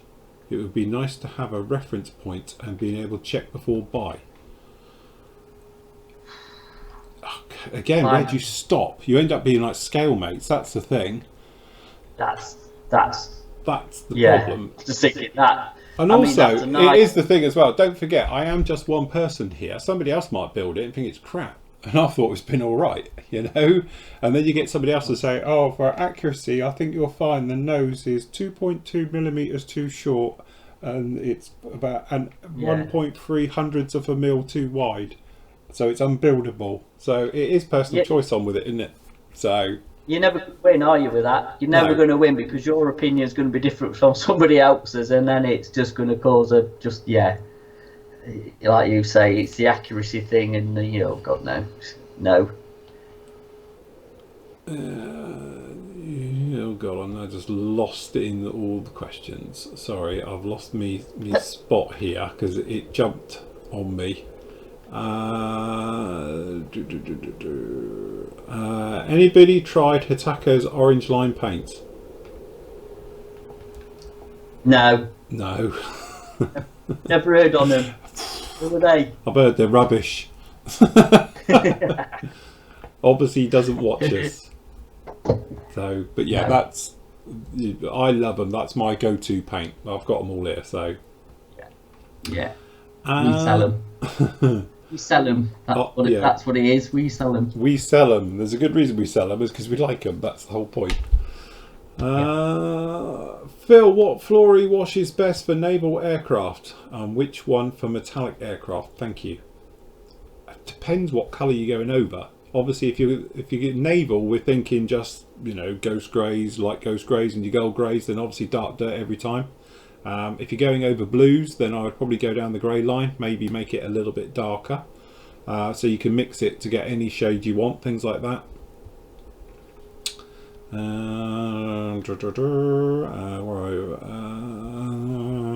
Hi guys, wondering if the comments on Wingnut Wings is closed its doors. Yes, we're not talking about it until it comes out. When it all comes out in the wash, we'll have a full show on Wingnut Wings. But until then, honestly, everyone is just speculating about it. I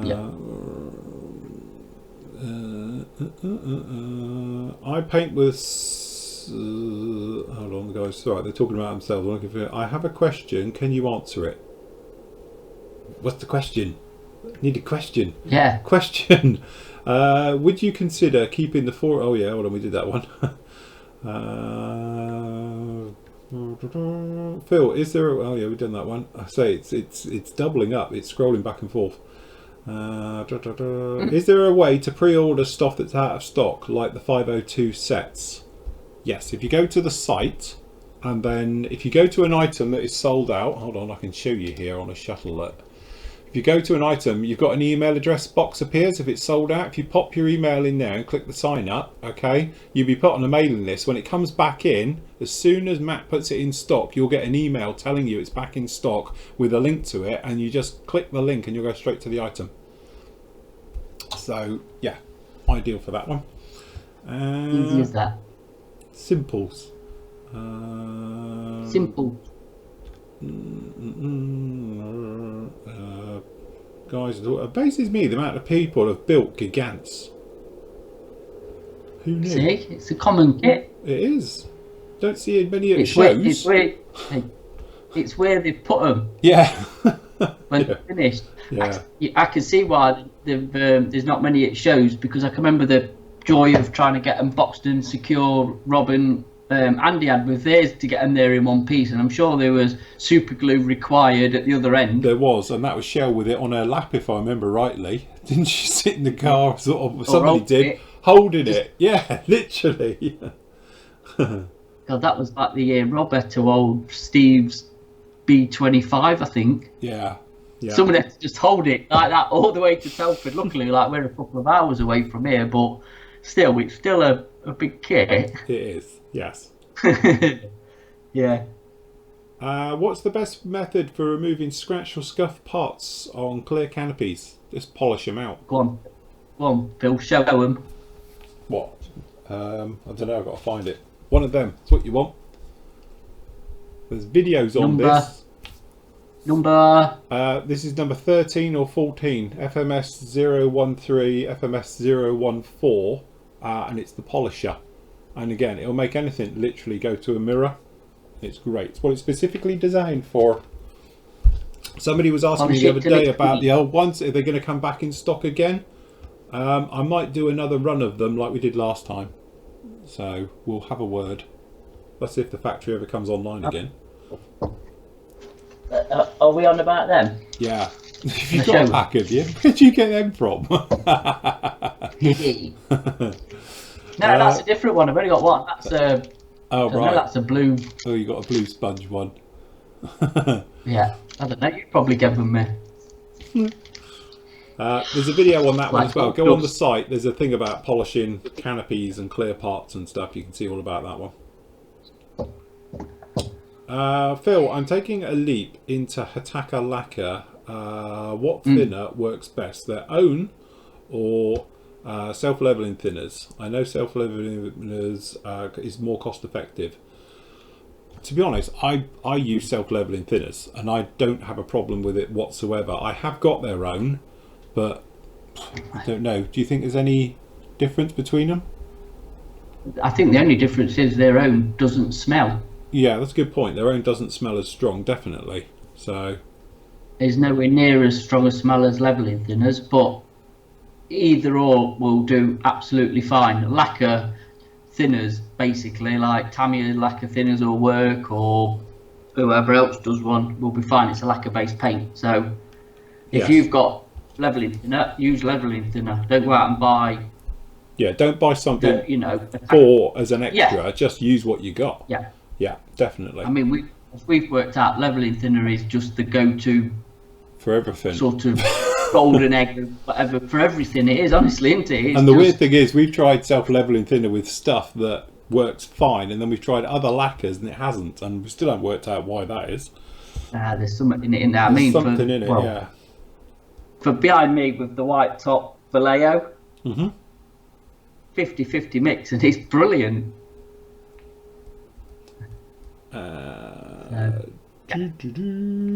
Good afternoon from sunny Denmark. Matt, has the store been updated with the new paint delivery? Have you done it yet? I've done most of it. To be honest, I've done the gun stuff that's come in. The Tamiya one's up to date, as far as I know. I've still got to do the Attacker one, but the Attacker paint sets are all up to date. So as you can see, we are out of a few, but mainly everything's in stock. So I think actually go back down, Phil. This is lacquer. Yeah, was it LP65? Yeah, that's black, isn't it? Rubber black. Rubber black. Yeah. Yeah. It's funny because why did they do that? Why did they call that LP65? Well, if they had called it LP85, it would have been the same as the acrylic line. Well, no, but there ain't 85 colours in that range yet, is there? Yeah, but they should do. Close. Well, but 75. I don't know how far they go with it, to be honest, because you know, like the last of the LP range that came in the other day, which was what, Buff was it or something? I don't know. That's the rack full. That's the whole rack then. Oh right, so they're stuffed now. So unless they're adding another tier, yeah, the rack is full. So, but yeah, if you go with thinners, go in tinners. I say attacker thinners is coming back in stock, but pretty much apart from the AK ones, and obviously you have tier ones that we're waiting for, but obviously the equivalent of odorless is the AK one. Yeah. We're pretty much up to date. So X20A and all the others are in, like say, rapid, leveling, and thinner. Good stock to that. The 400, as you can see next to the rapid thinner, is equivalent to X20A, the Accurus colour thinner. So yeah, if you can't get X20A, get that one. It's basically the same stuff. It is, yeah. And if you go back to primers and gloss coats, I think.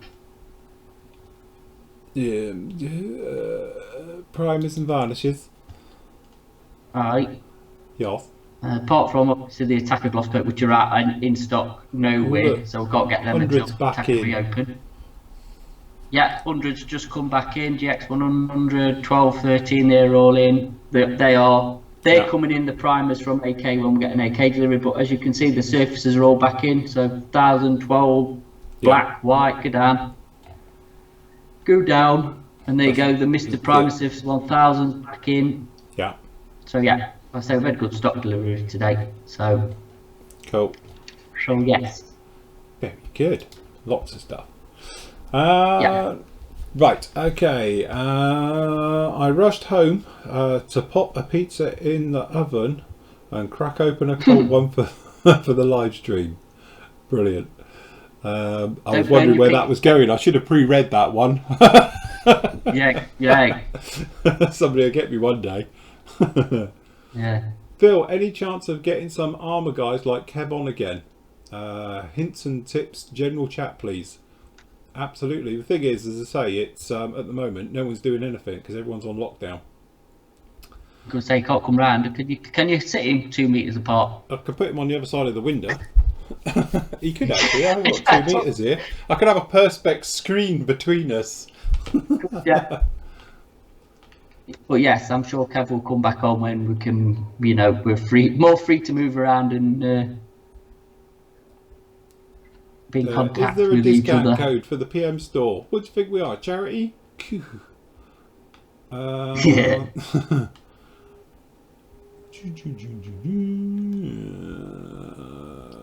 Just to point out, by the way, for people, because we do get asked this and everything, the PM is a completely separate business to Flory Models. They are sister companies, but it is a completely separate entity, shall we say.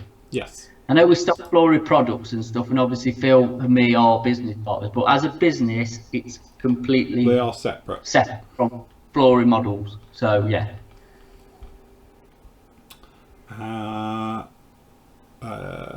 Matt, have you tried self-leveling thinner with Model Air? It goes on like a gem. The white top, a different type. Is the white top a different type of acrylic? Yes. Yes, you can use self-leveling thinners, but you need to thin it a little bit more than normal because it tends to goo up, it gets thicker, but if you over thin it then it's fine to do. The white top though, I don't think you can. Don't know, you ever tried? You can. White top works brilliant. Leveling. That's the one where you mix it 50-50 and it's absolutely fantastic, the white top. Oh, well there you go. As I say, I must admit, I use it for hand painting. I don't tend to Honestly, spray it. I mean, we did it when we were down at yours because that's where I seen some guy on YouTube doing it. To be honest, a guy who paints figures, and I'm like, that shouldn't work. And then when me and Andy came down to yours earlier on this year, which seems an absolute lifetime ago now, doesn't it? And we were going through all this. Well, I wonder if it'll work with Revell. I wonder if it'll work with AK. I wonder if it'll work. You know, we got literally all your paint stores out, didn't we? We was playing with leveling thinners to see what would work and what wouldn't. And the Vallejo White Top, if you thin it 50-50 with leveling thinner, you'll see. Just try it. It's really good. There was something in, if I remember, it wouldn't.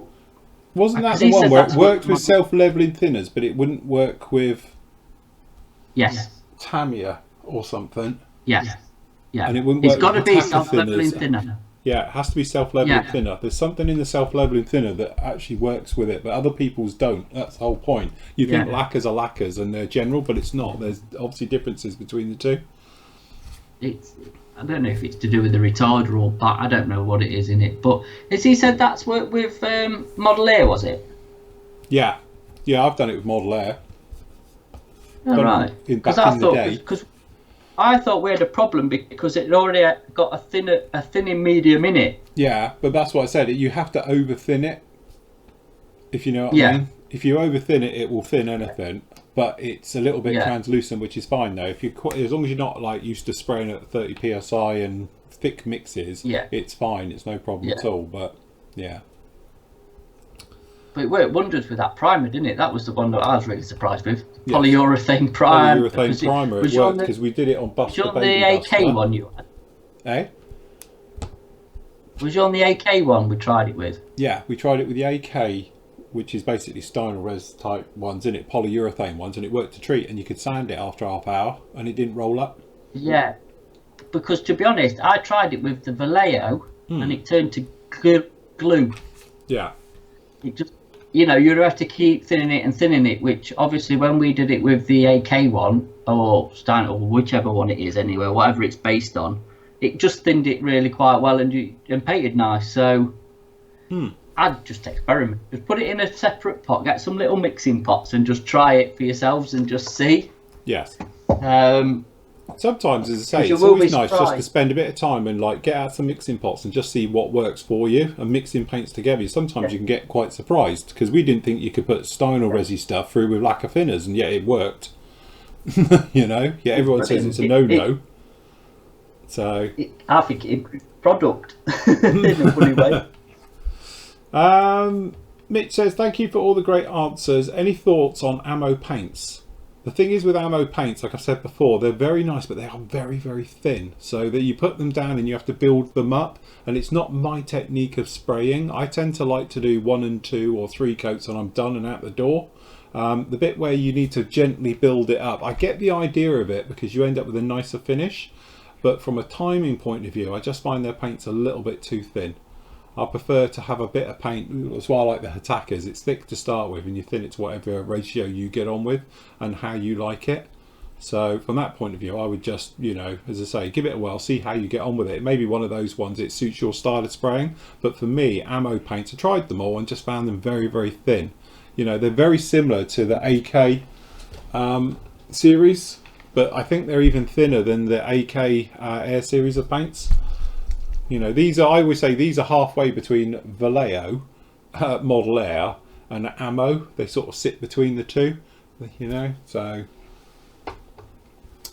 yes. And I can't pronounce it. It says, I'm Japanese. I'm sure you are. So, because, yeah, I can't read that. Do you have any future plans to extend the team more abroad? No. Send your CV to... Yeah. P.O. Box. P.O. Box, yes. Phil, is there any plans to do a maritime subject in the future? Again, it's one of those things, I keep saying people ask for it and it's just that the time they take to do on something nice, then that's the thing, it's a time thing. Like when I've done the Carrier in the past and stuff like that, it's just the amount of time that takes in doing them.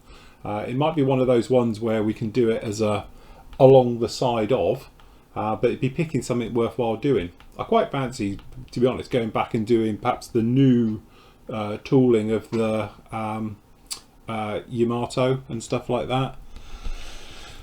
All right, yeah. Because they've done a renewed one, haven't they, now, since the old one? Yeah. So, yeah. So you're not going to tackle HMS Victory then, or, you know... definitely not doing anything in the 200 scale. I think you should do the 172nd Black Pearl. What, the Ravel kit? Should I do it in that? Kit. It's a really nice kit. You could do that. The Zvezda one, yes. Also, you could do that one with like the glow-in-the-dark paint, like a ghost ship. Oh, the ghost ship. The ghost ship. Yeah, you could. Yeah. It's the Flying Dutchman in it. You could do the Flying Dutchman. You could have Captain Jack Sparrow hanging off the front of it. Brilliant. That's it. Yeah, little diorama. Yeah, like rigging. I've just got an A5 Claude from Clearprop. Have you heard of them? If so, are they any good? I haven't. Have you heard of them? Tell you what, I've heard of Clearprop. I spoke to one of our suppliers about getting them and stocking them. They are doing some really proper, interesting subjects. They do some really, really nice stuff by the looks of it. I'd like to get hold of some for review. They're a newish company from what I can gather. Yeah. But yeah, some of the stuff they're bringing out is really looks interesting. So yeah. Cool. Very good. Well, there you go. We'll get some in then, because I must admit I've never heard of them or seen any of their stuff, so I think it'd be a nice one to get in. Yeah. I'm trying to think of what they're bringing out, to be honest, and I can't off the top of my head without googling it. But there is some good subjects. Jez says he's just sent you an order. Simon says, what about the PT... Oh god, now we're moving. Everyone suddenly started talking again. What about the PT 109? That's actually quite a nice one. We did say about that before. Something a little bit different. Hi Phil and Matt, hope you're both well. Used to be a member and my PayPal payment stopped. How do I rejoin? Andy, if you were a member up until January the 18th last year, your account will still be there, so all you need to do is resubscribe. We use the new single sign-in system now, so literally you just go into the forum as you would and it will ask you to be a premium member if you're not one. Then once you're in, it gives you a 12-digit code that you don't see, it's just in your system, and every time you log in anywhere it'll allow you in, and that's the way the system works these days. I'm just about to finish the new tooled Yamato and the Matsui. They go together really well. I'm doing it with the Pontus set. Again, that's because to be honest, we were talking to Ian about that when we were at our said supplier, weren't we, at Tamiya? And he was saying they've done the new one of it now, and all they were doing it back then. This was a couple of years ago, and they were saying they were doing it, and it looks really nice from what they've seen. So yes, never mind. Perhaps I'll do something like that. But I'm definitely. I know a lot of people saying about me doing like a 200 something or other. Like no, never. Too big, isn't it? Oh, it's just too big. Yeah, it's a silly scale. Too big. Not practical. Because again, you're into that thing where if you want it to make it look good, you need to do all the decking, all of the photo etch. You know, and it's like. Yeah. It's a commitment in it to do one. So. I can send you a 35th Snellboat if you want to tackle that. A Schnellboat. A Schnellboat. A Schnellboat. Yep. Phil, has there been a surge in members in the last few weeks? Yes, there has actually. We've had a lot of new members over the last few weeks. My son has done the glow in the dark one. Good on you. That's the one I need to do. That sounds like a good kit. Yeah. Hi guys, what would you recommend to seal natural metal finishes? I tried Vallejo metal varnish and extreme metal paints, but the paint still seems extremely brittle. Maybe I didn't apply enough varnish. To be honest with you, Martin, I never overcoat any of my natural metal finishes. Purely because I think you lose the luster even if you put over it you know, a gloss coat, and some of them say they're made for metal finishes. I think they're not, they're just gloss coats, but again you lose that luster. And when I say the luster, it's the bit where you're looking at the model and you sort of move it in the light and you get that metal look to it. if you've got a gloss coat over it, you lose that, and it goes to being more of a silvery metal colour than a proper metal luster. So that's when I do anything with a sort of natural metal finish, I tend to not to overcoat them afterwards. So I still put a wash on it, and I still weather it and all the rest of it, but I don't physically go over the top of it with an actual gloss coat, because I think you lose it. It's different if you're doing something like a P51 and you wanted to have it with like the wings and you want them quite silvery and glossy and all things like that, then fair enough. But if you're doing it for a traditional metal finish, shall we say, like, you know, old warbirds, things like that, then I leave them as is.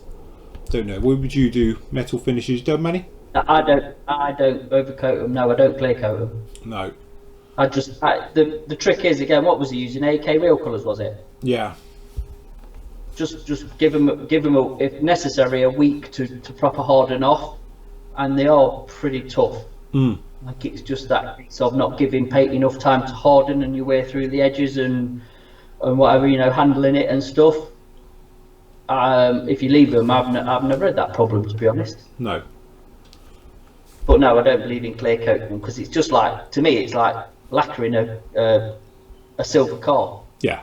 Do you know what I mean? You put the silver base coat down, and then you just and it gives it that false sense of shine that it doesn't have in real life. So no. And I mean that. What's the other stuff you've got? The super metallics. Yeah. Got again. These ones. That's the one. Yeah. Again, they'll be rock hard once they dry. They'll take a bit of wearing through. Yeah. It's these ones as well. The Yep. super metallics. Yeah. They are proper solid when they go. But again, I think, you know, we've had people, they're saying like the extreme metal's not drying and they're soft and they wear through. Honestly, I don't have that problem. You know, again, it could be a dodgy bottle. I'd say bin it and just buy a new one, and away you go, because they seem to have cured the problems. I know in the early days they did have some problems with theirs, but I think they've sorted it now. But when I did the Bear, I was holding that all the time, because it's just a nightmare. You can't put it down, so you're holding it, painting it and spraying it and all the rest of it. I never wore through it and everything else like that, so it's absolutely fine. Yeah. Hi guys, I've just started the Italeri 148 scale Chinook. I'm wondering if you guys have built it before, and if so, what did you think of the kit? Oh god, it's moving. Sorry, I didn't realise it was live. What did you think of the kit? Any problems, etc.? Would love to know. Look, I can do you a favour on this one, just because it's you. If you go over to here and you go to, hold on, let me just do Webby bit just to show. If you go over here to classic builds, these are all free to watch.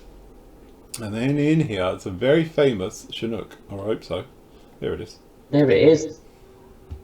And again, this one is one that it's got a little bit of scratch build in, so we built for it. God, there's me hashing my way through it. Hold on, let me just go through a couple of parts. What's this, part 4?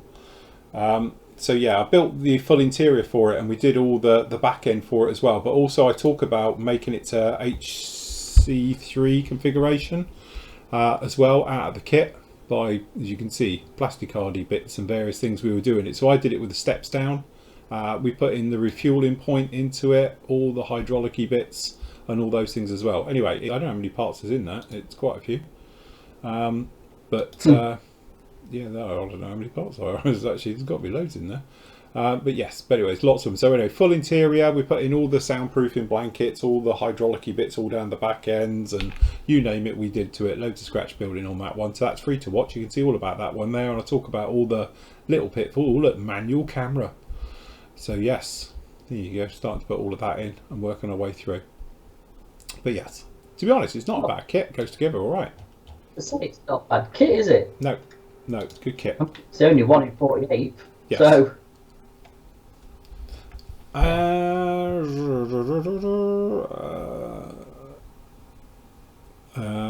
Where are we? Have you guys done many clear see-through models? Ooh, done many?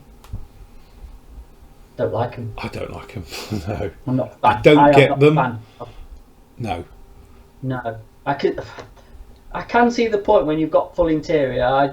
We'll just take an example of, like, obviously the Airfix Wellington. Yeah. Or the Shack. All right, you've got a full, fantastic interior that when you're putting it up, you ain't going to see any of it. Mm-hmm. But for me personally, I don't like them. I don't see. My point is with them, I get the idea that obviously if you've got, and there's various kits out there where you get like the fuselage, and you can see it. But the trouble you've got is then the reality is that it's moulded the same as the normal styrene one, so it's got the formers in it and the ribs. Well, in theory, you need to paint them, because if you just leave it, it looks horrible. And also, they're never clear. They almost got that frosty glass look, you know, rather than being totally clear. So it's almost like a hint of, because again, they're not using polished moulds that you would get for clear parts. They're using standard moulds and just putting clear styrene through it.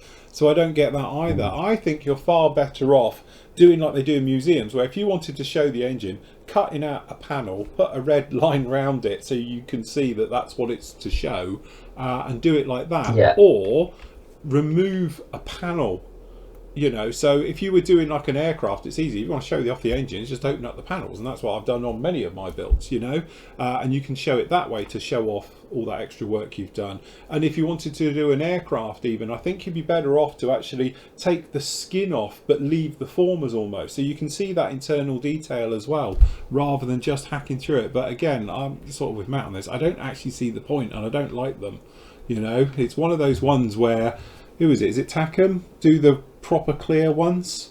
It's like a proper glassy colour for the, like the top turret, for instance, and then you can pick which areas you want to be clear, you know. And again, I just, you know, I know Kev did one, didn't he? Kev Smith, he did one, and it looks fantastic. But I still don't get it. It's, I think if you're going to do it, have it without it. Like you see in museums where they cut away the physical part, so you can properly see into it, instead of having the reflection and you're trying to, I don't get it. Yes. Well, I mean, a good example is your Typhoon, isn't it? Yeah. Your 24th Typhoon, where you cut it away and you've got the framing and everything to see into the cockpit and the wing or whatever you did to cut it open. That looks okay. Yeah. Because again, you need the formers in there to show it almost. And if you're going to do them, literally, I would say do them, you know, cut them open, have a look properly in there. As you say, you can see a lot more if you do like I did. And if you're wondering what we're on about, hold on, let's get a photo of it. It's one of those ones where if you have it, come on, here we go. Where is it?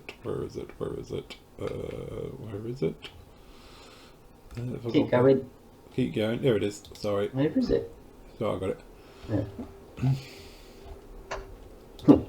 So if you go in like this and peel it off, but you've still got the formers, I think it looks nicer showing the mechanics inside. Yeah, if that was a clear part, then obviously you wouldn't get the bits all here, you know. You can actually show the fabrication of what's inside it. Yeah, if that was a clear side, for instance, how would you paint those to make it look like that?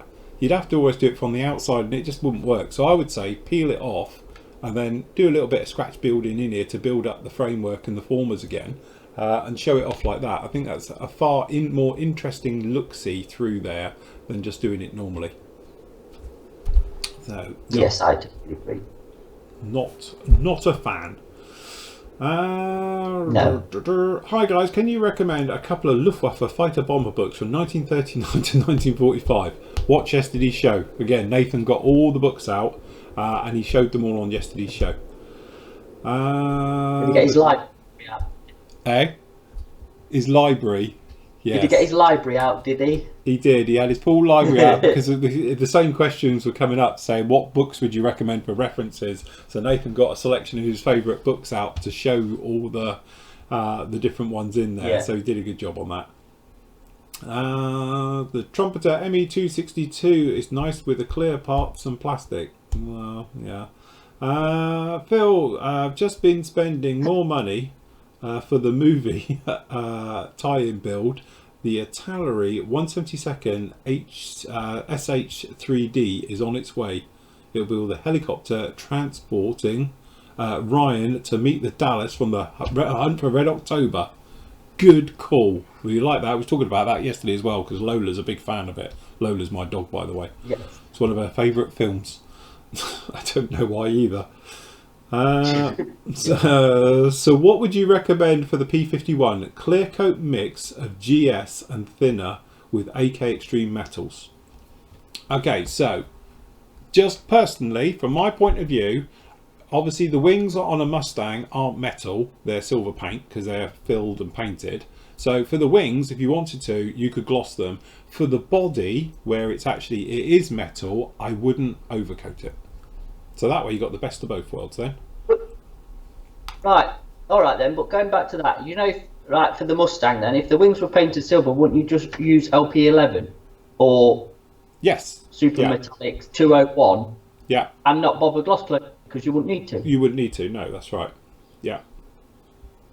So you got the silver paint look without the gloss coat. Yeah. I think it's one of those ones, as I say, like, you know, you can see it on this one here. This is my one.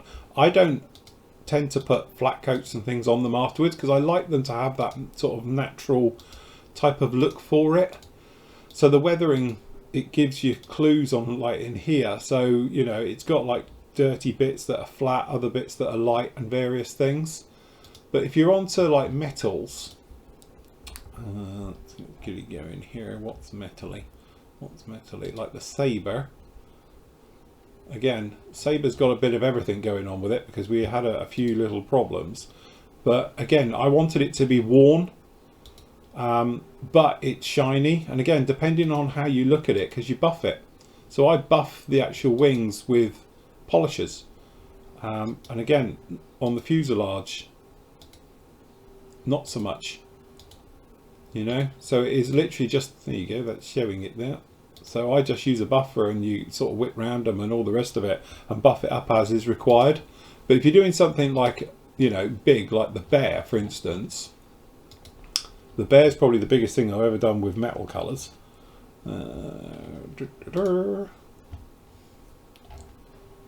So this thing in here, when we were going through a bit, obviously you've got all the metal colours going on here. Some of it is silver paint colour and others are actually metal. So you've got this sort of silver colours here, but then with the metal, and you can see the difference between the two. So again, you're doing some, like this middle section, I think is more of a painted colour, silver, and then you have metals for various other areas on it. And that was the whole thing, but it was good because it broke up the model then and stopped it looking like a brick, because it is a large lump. And then obviously picking out panels, and then obviously going through with the weathering stage and all stuff like that, and post shading and various stuff, windows. And again, you're doing this thing, so from different lights, as you can see across it, it reflects differently. So it gives you a more, I think, natural look to your model, and it makes it more acceptable, because that thing's a huge lump, but actually it turned out all right, you know. So again, I think it's one of those which is obviously it's personal choice.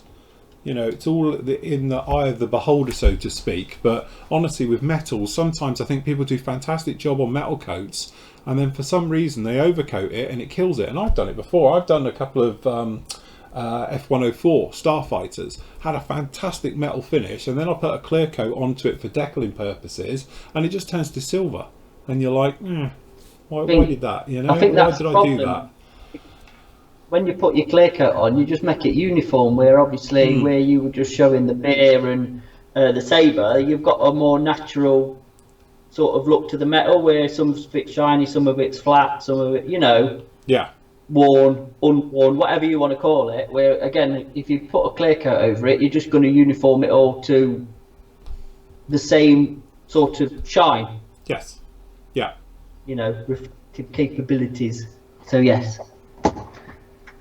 I think it's have faith in the paint, actually, that you're not going to wear through it as well. Because they do spend a lot of time, in manufacturers, on, you know, doing the research and testing and whatever else before they get released. I know, obviously, when AK did first release their thing, they had some problems with manufacturing, but that's more than been cured now. And again, once paint's gone off properly and gassed off, as I call it, and gone hard, it's pretty, even to me, acrylic, it's rock hard. It's pretty bomb-proof. It's pretty tough stuff. Yes. So, yeah. Again, I think sometimes as well, when you're putting down any type of metal coats or any paint, don't forget, don't put it down thick, because they don't dry off properly, or they do, but they take forever, and then you get cracking and all types of things can happen as well. So put down a nice thin coat, let it dry for half hour, come back in, give it another one and do it, and then that way they'll build up quicker and they dry nicely. Again, I think with extreme metals, if you flood them on, although they do work, they still will sit there and they sort of fizz a bit and then it looks lovely. I don't think that's probably the easiest way to do it, because otherwise it tends to, as I say, have handling problems. You might wear through it, and that's purely where it's still soft inside. So it might feel dry, and then but you're rubbing through it internally, and then it gives up. But yeah, well, again, we've said before with the metallizers, think of it more as plating rather than actual painting. Yeah, plating, not That's painting. really what you're doing. You're plating it, not painting it. Yeah. If that kind of does make sense, you know.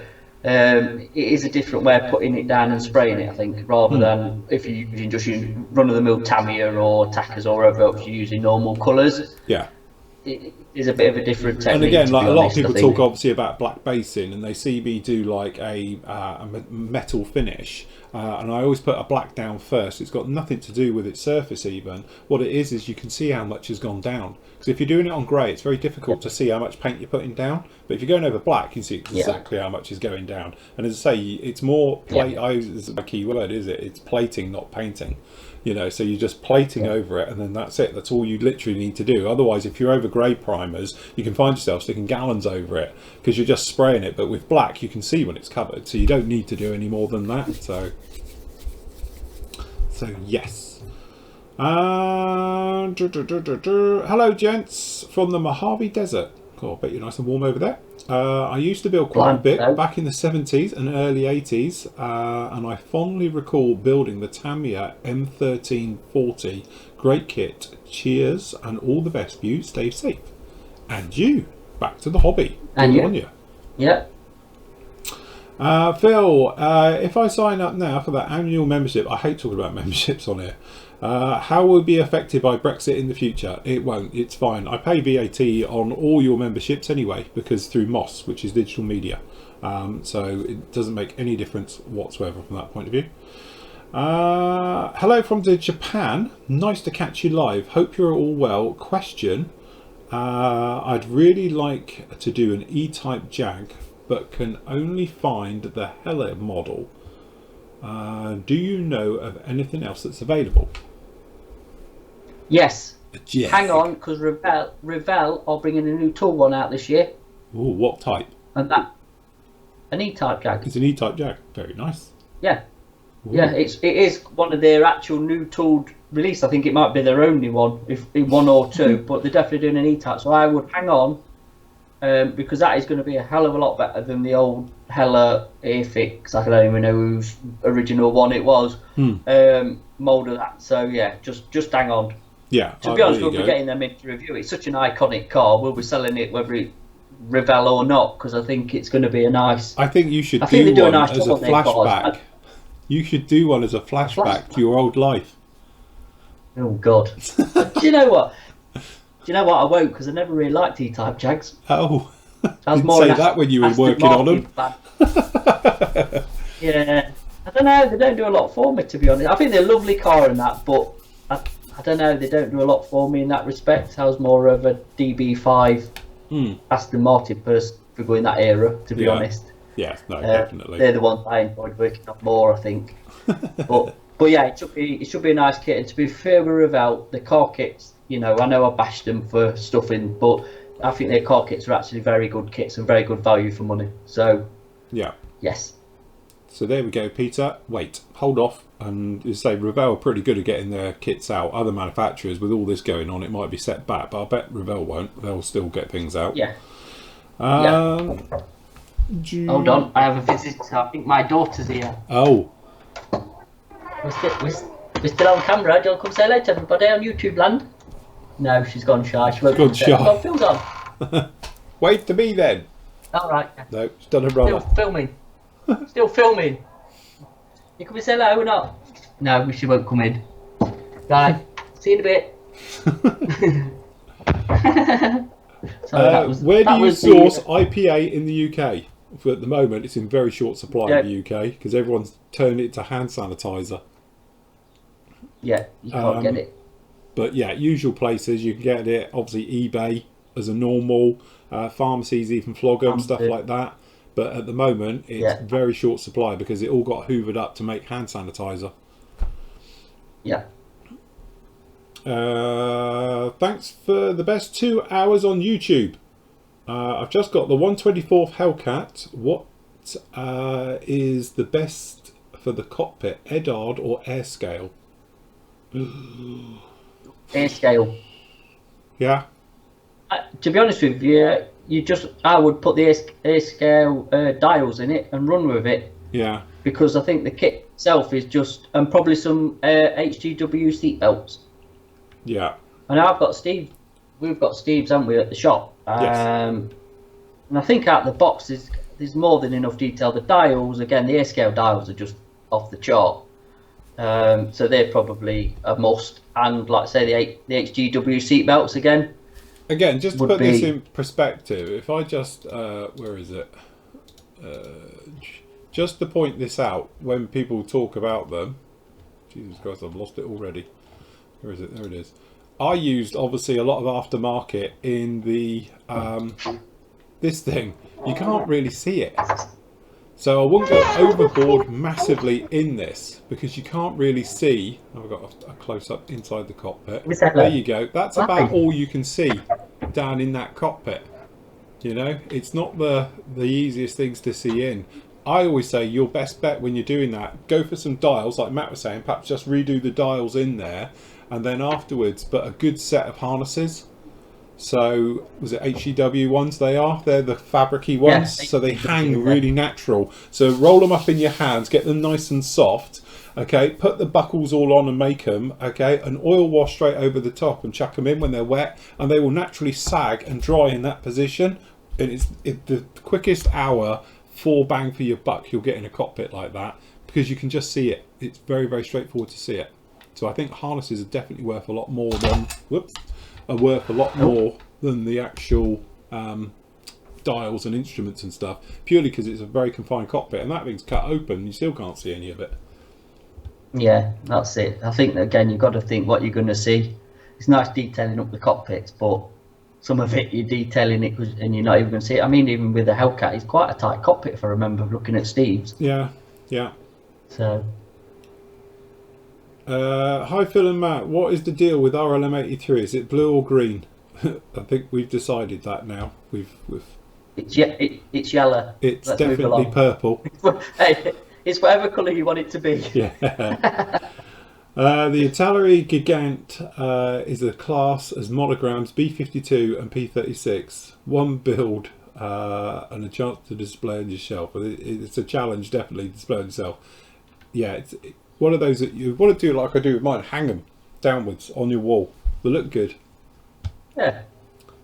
I'm trying to be professional here, by the way. I've been stared at by Lydia, who just won't either come in or go out. She's just here. I'll turn the camera around in a minute.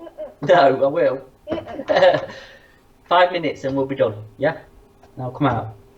Okay? Yeah. Our very own John Wilkes is on. on. He says you can get the IPA in the UK from CFS Supplies. So there you go. There you go. I use Testors metallizer coats and it does not do that. Fine, David. I had about 20 bottles of that.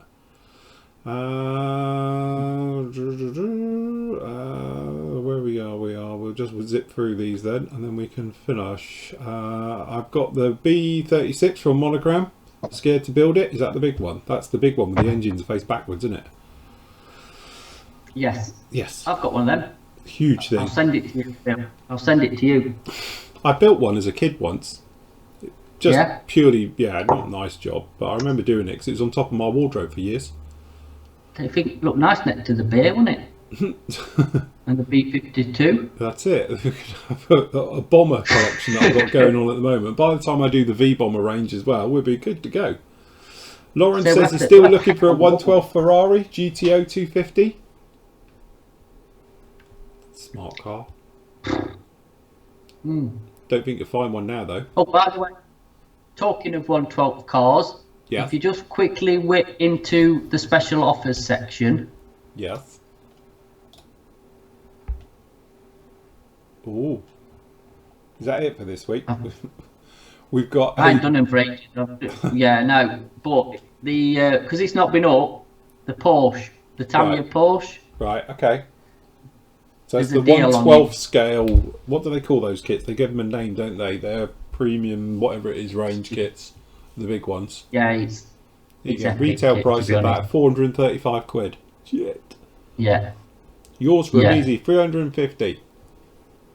Yeah. So somebody if buy it. It's it's been sat on our shelf at the store for.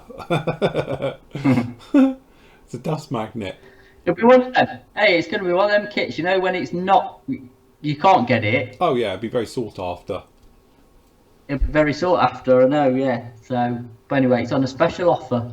If anybody's interested in taking it away, I think you can build it and drive it. Is that you can drive it yourself. Be like a pedal car. Put an electric motor in it, you'd be good to go. Yeah. The guy's saying about the 48 scale B1B Lancer's huge kit.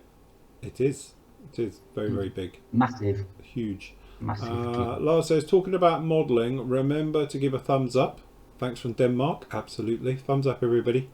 Getting ready to build the P47 with a natural metal finish. Any recommendation for metal paint brands? Extreme Metals. Trust me, they are so easy to spray.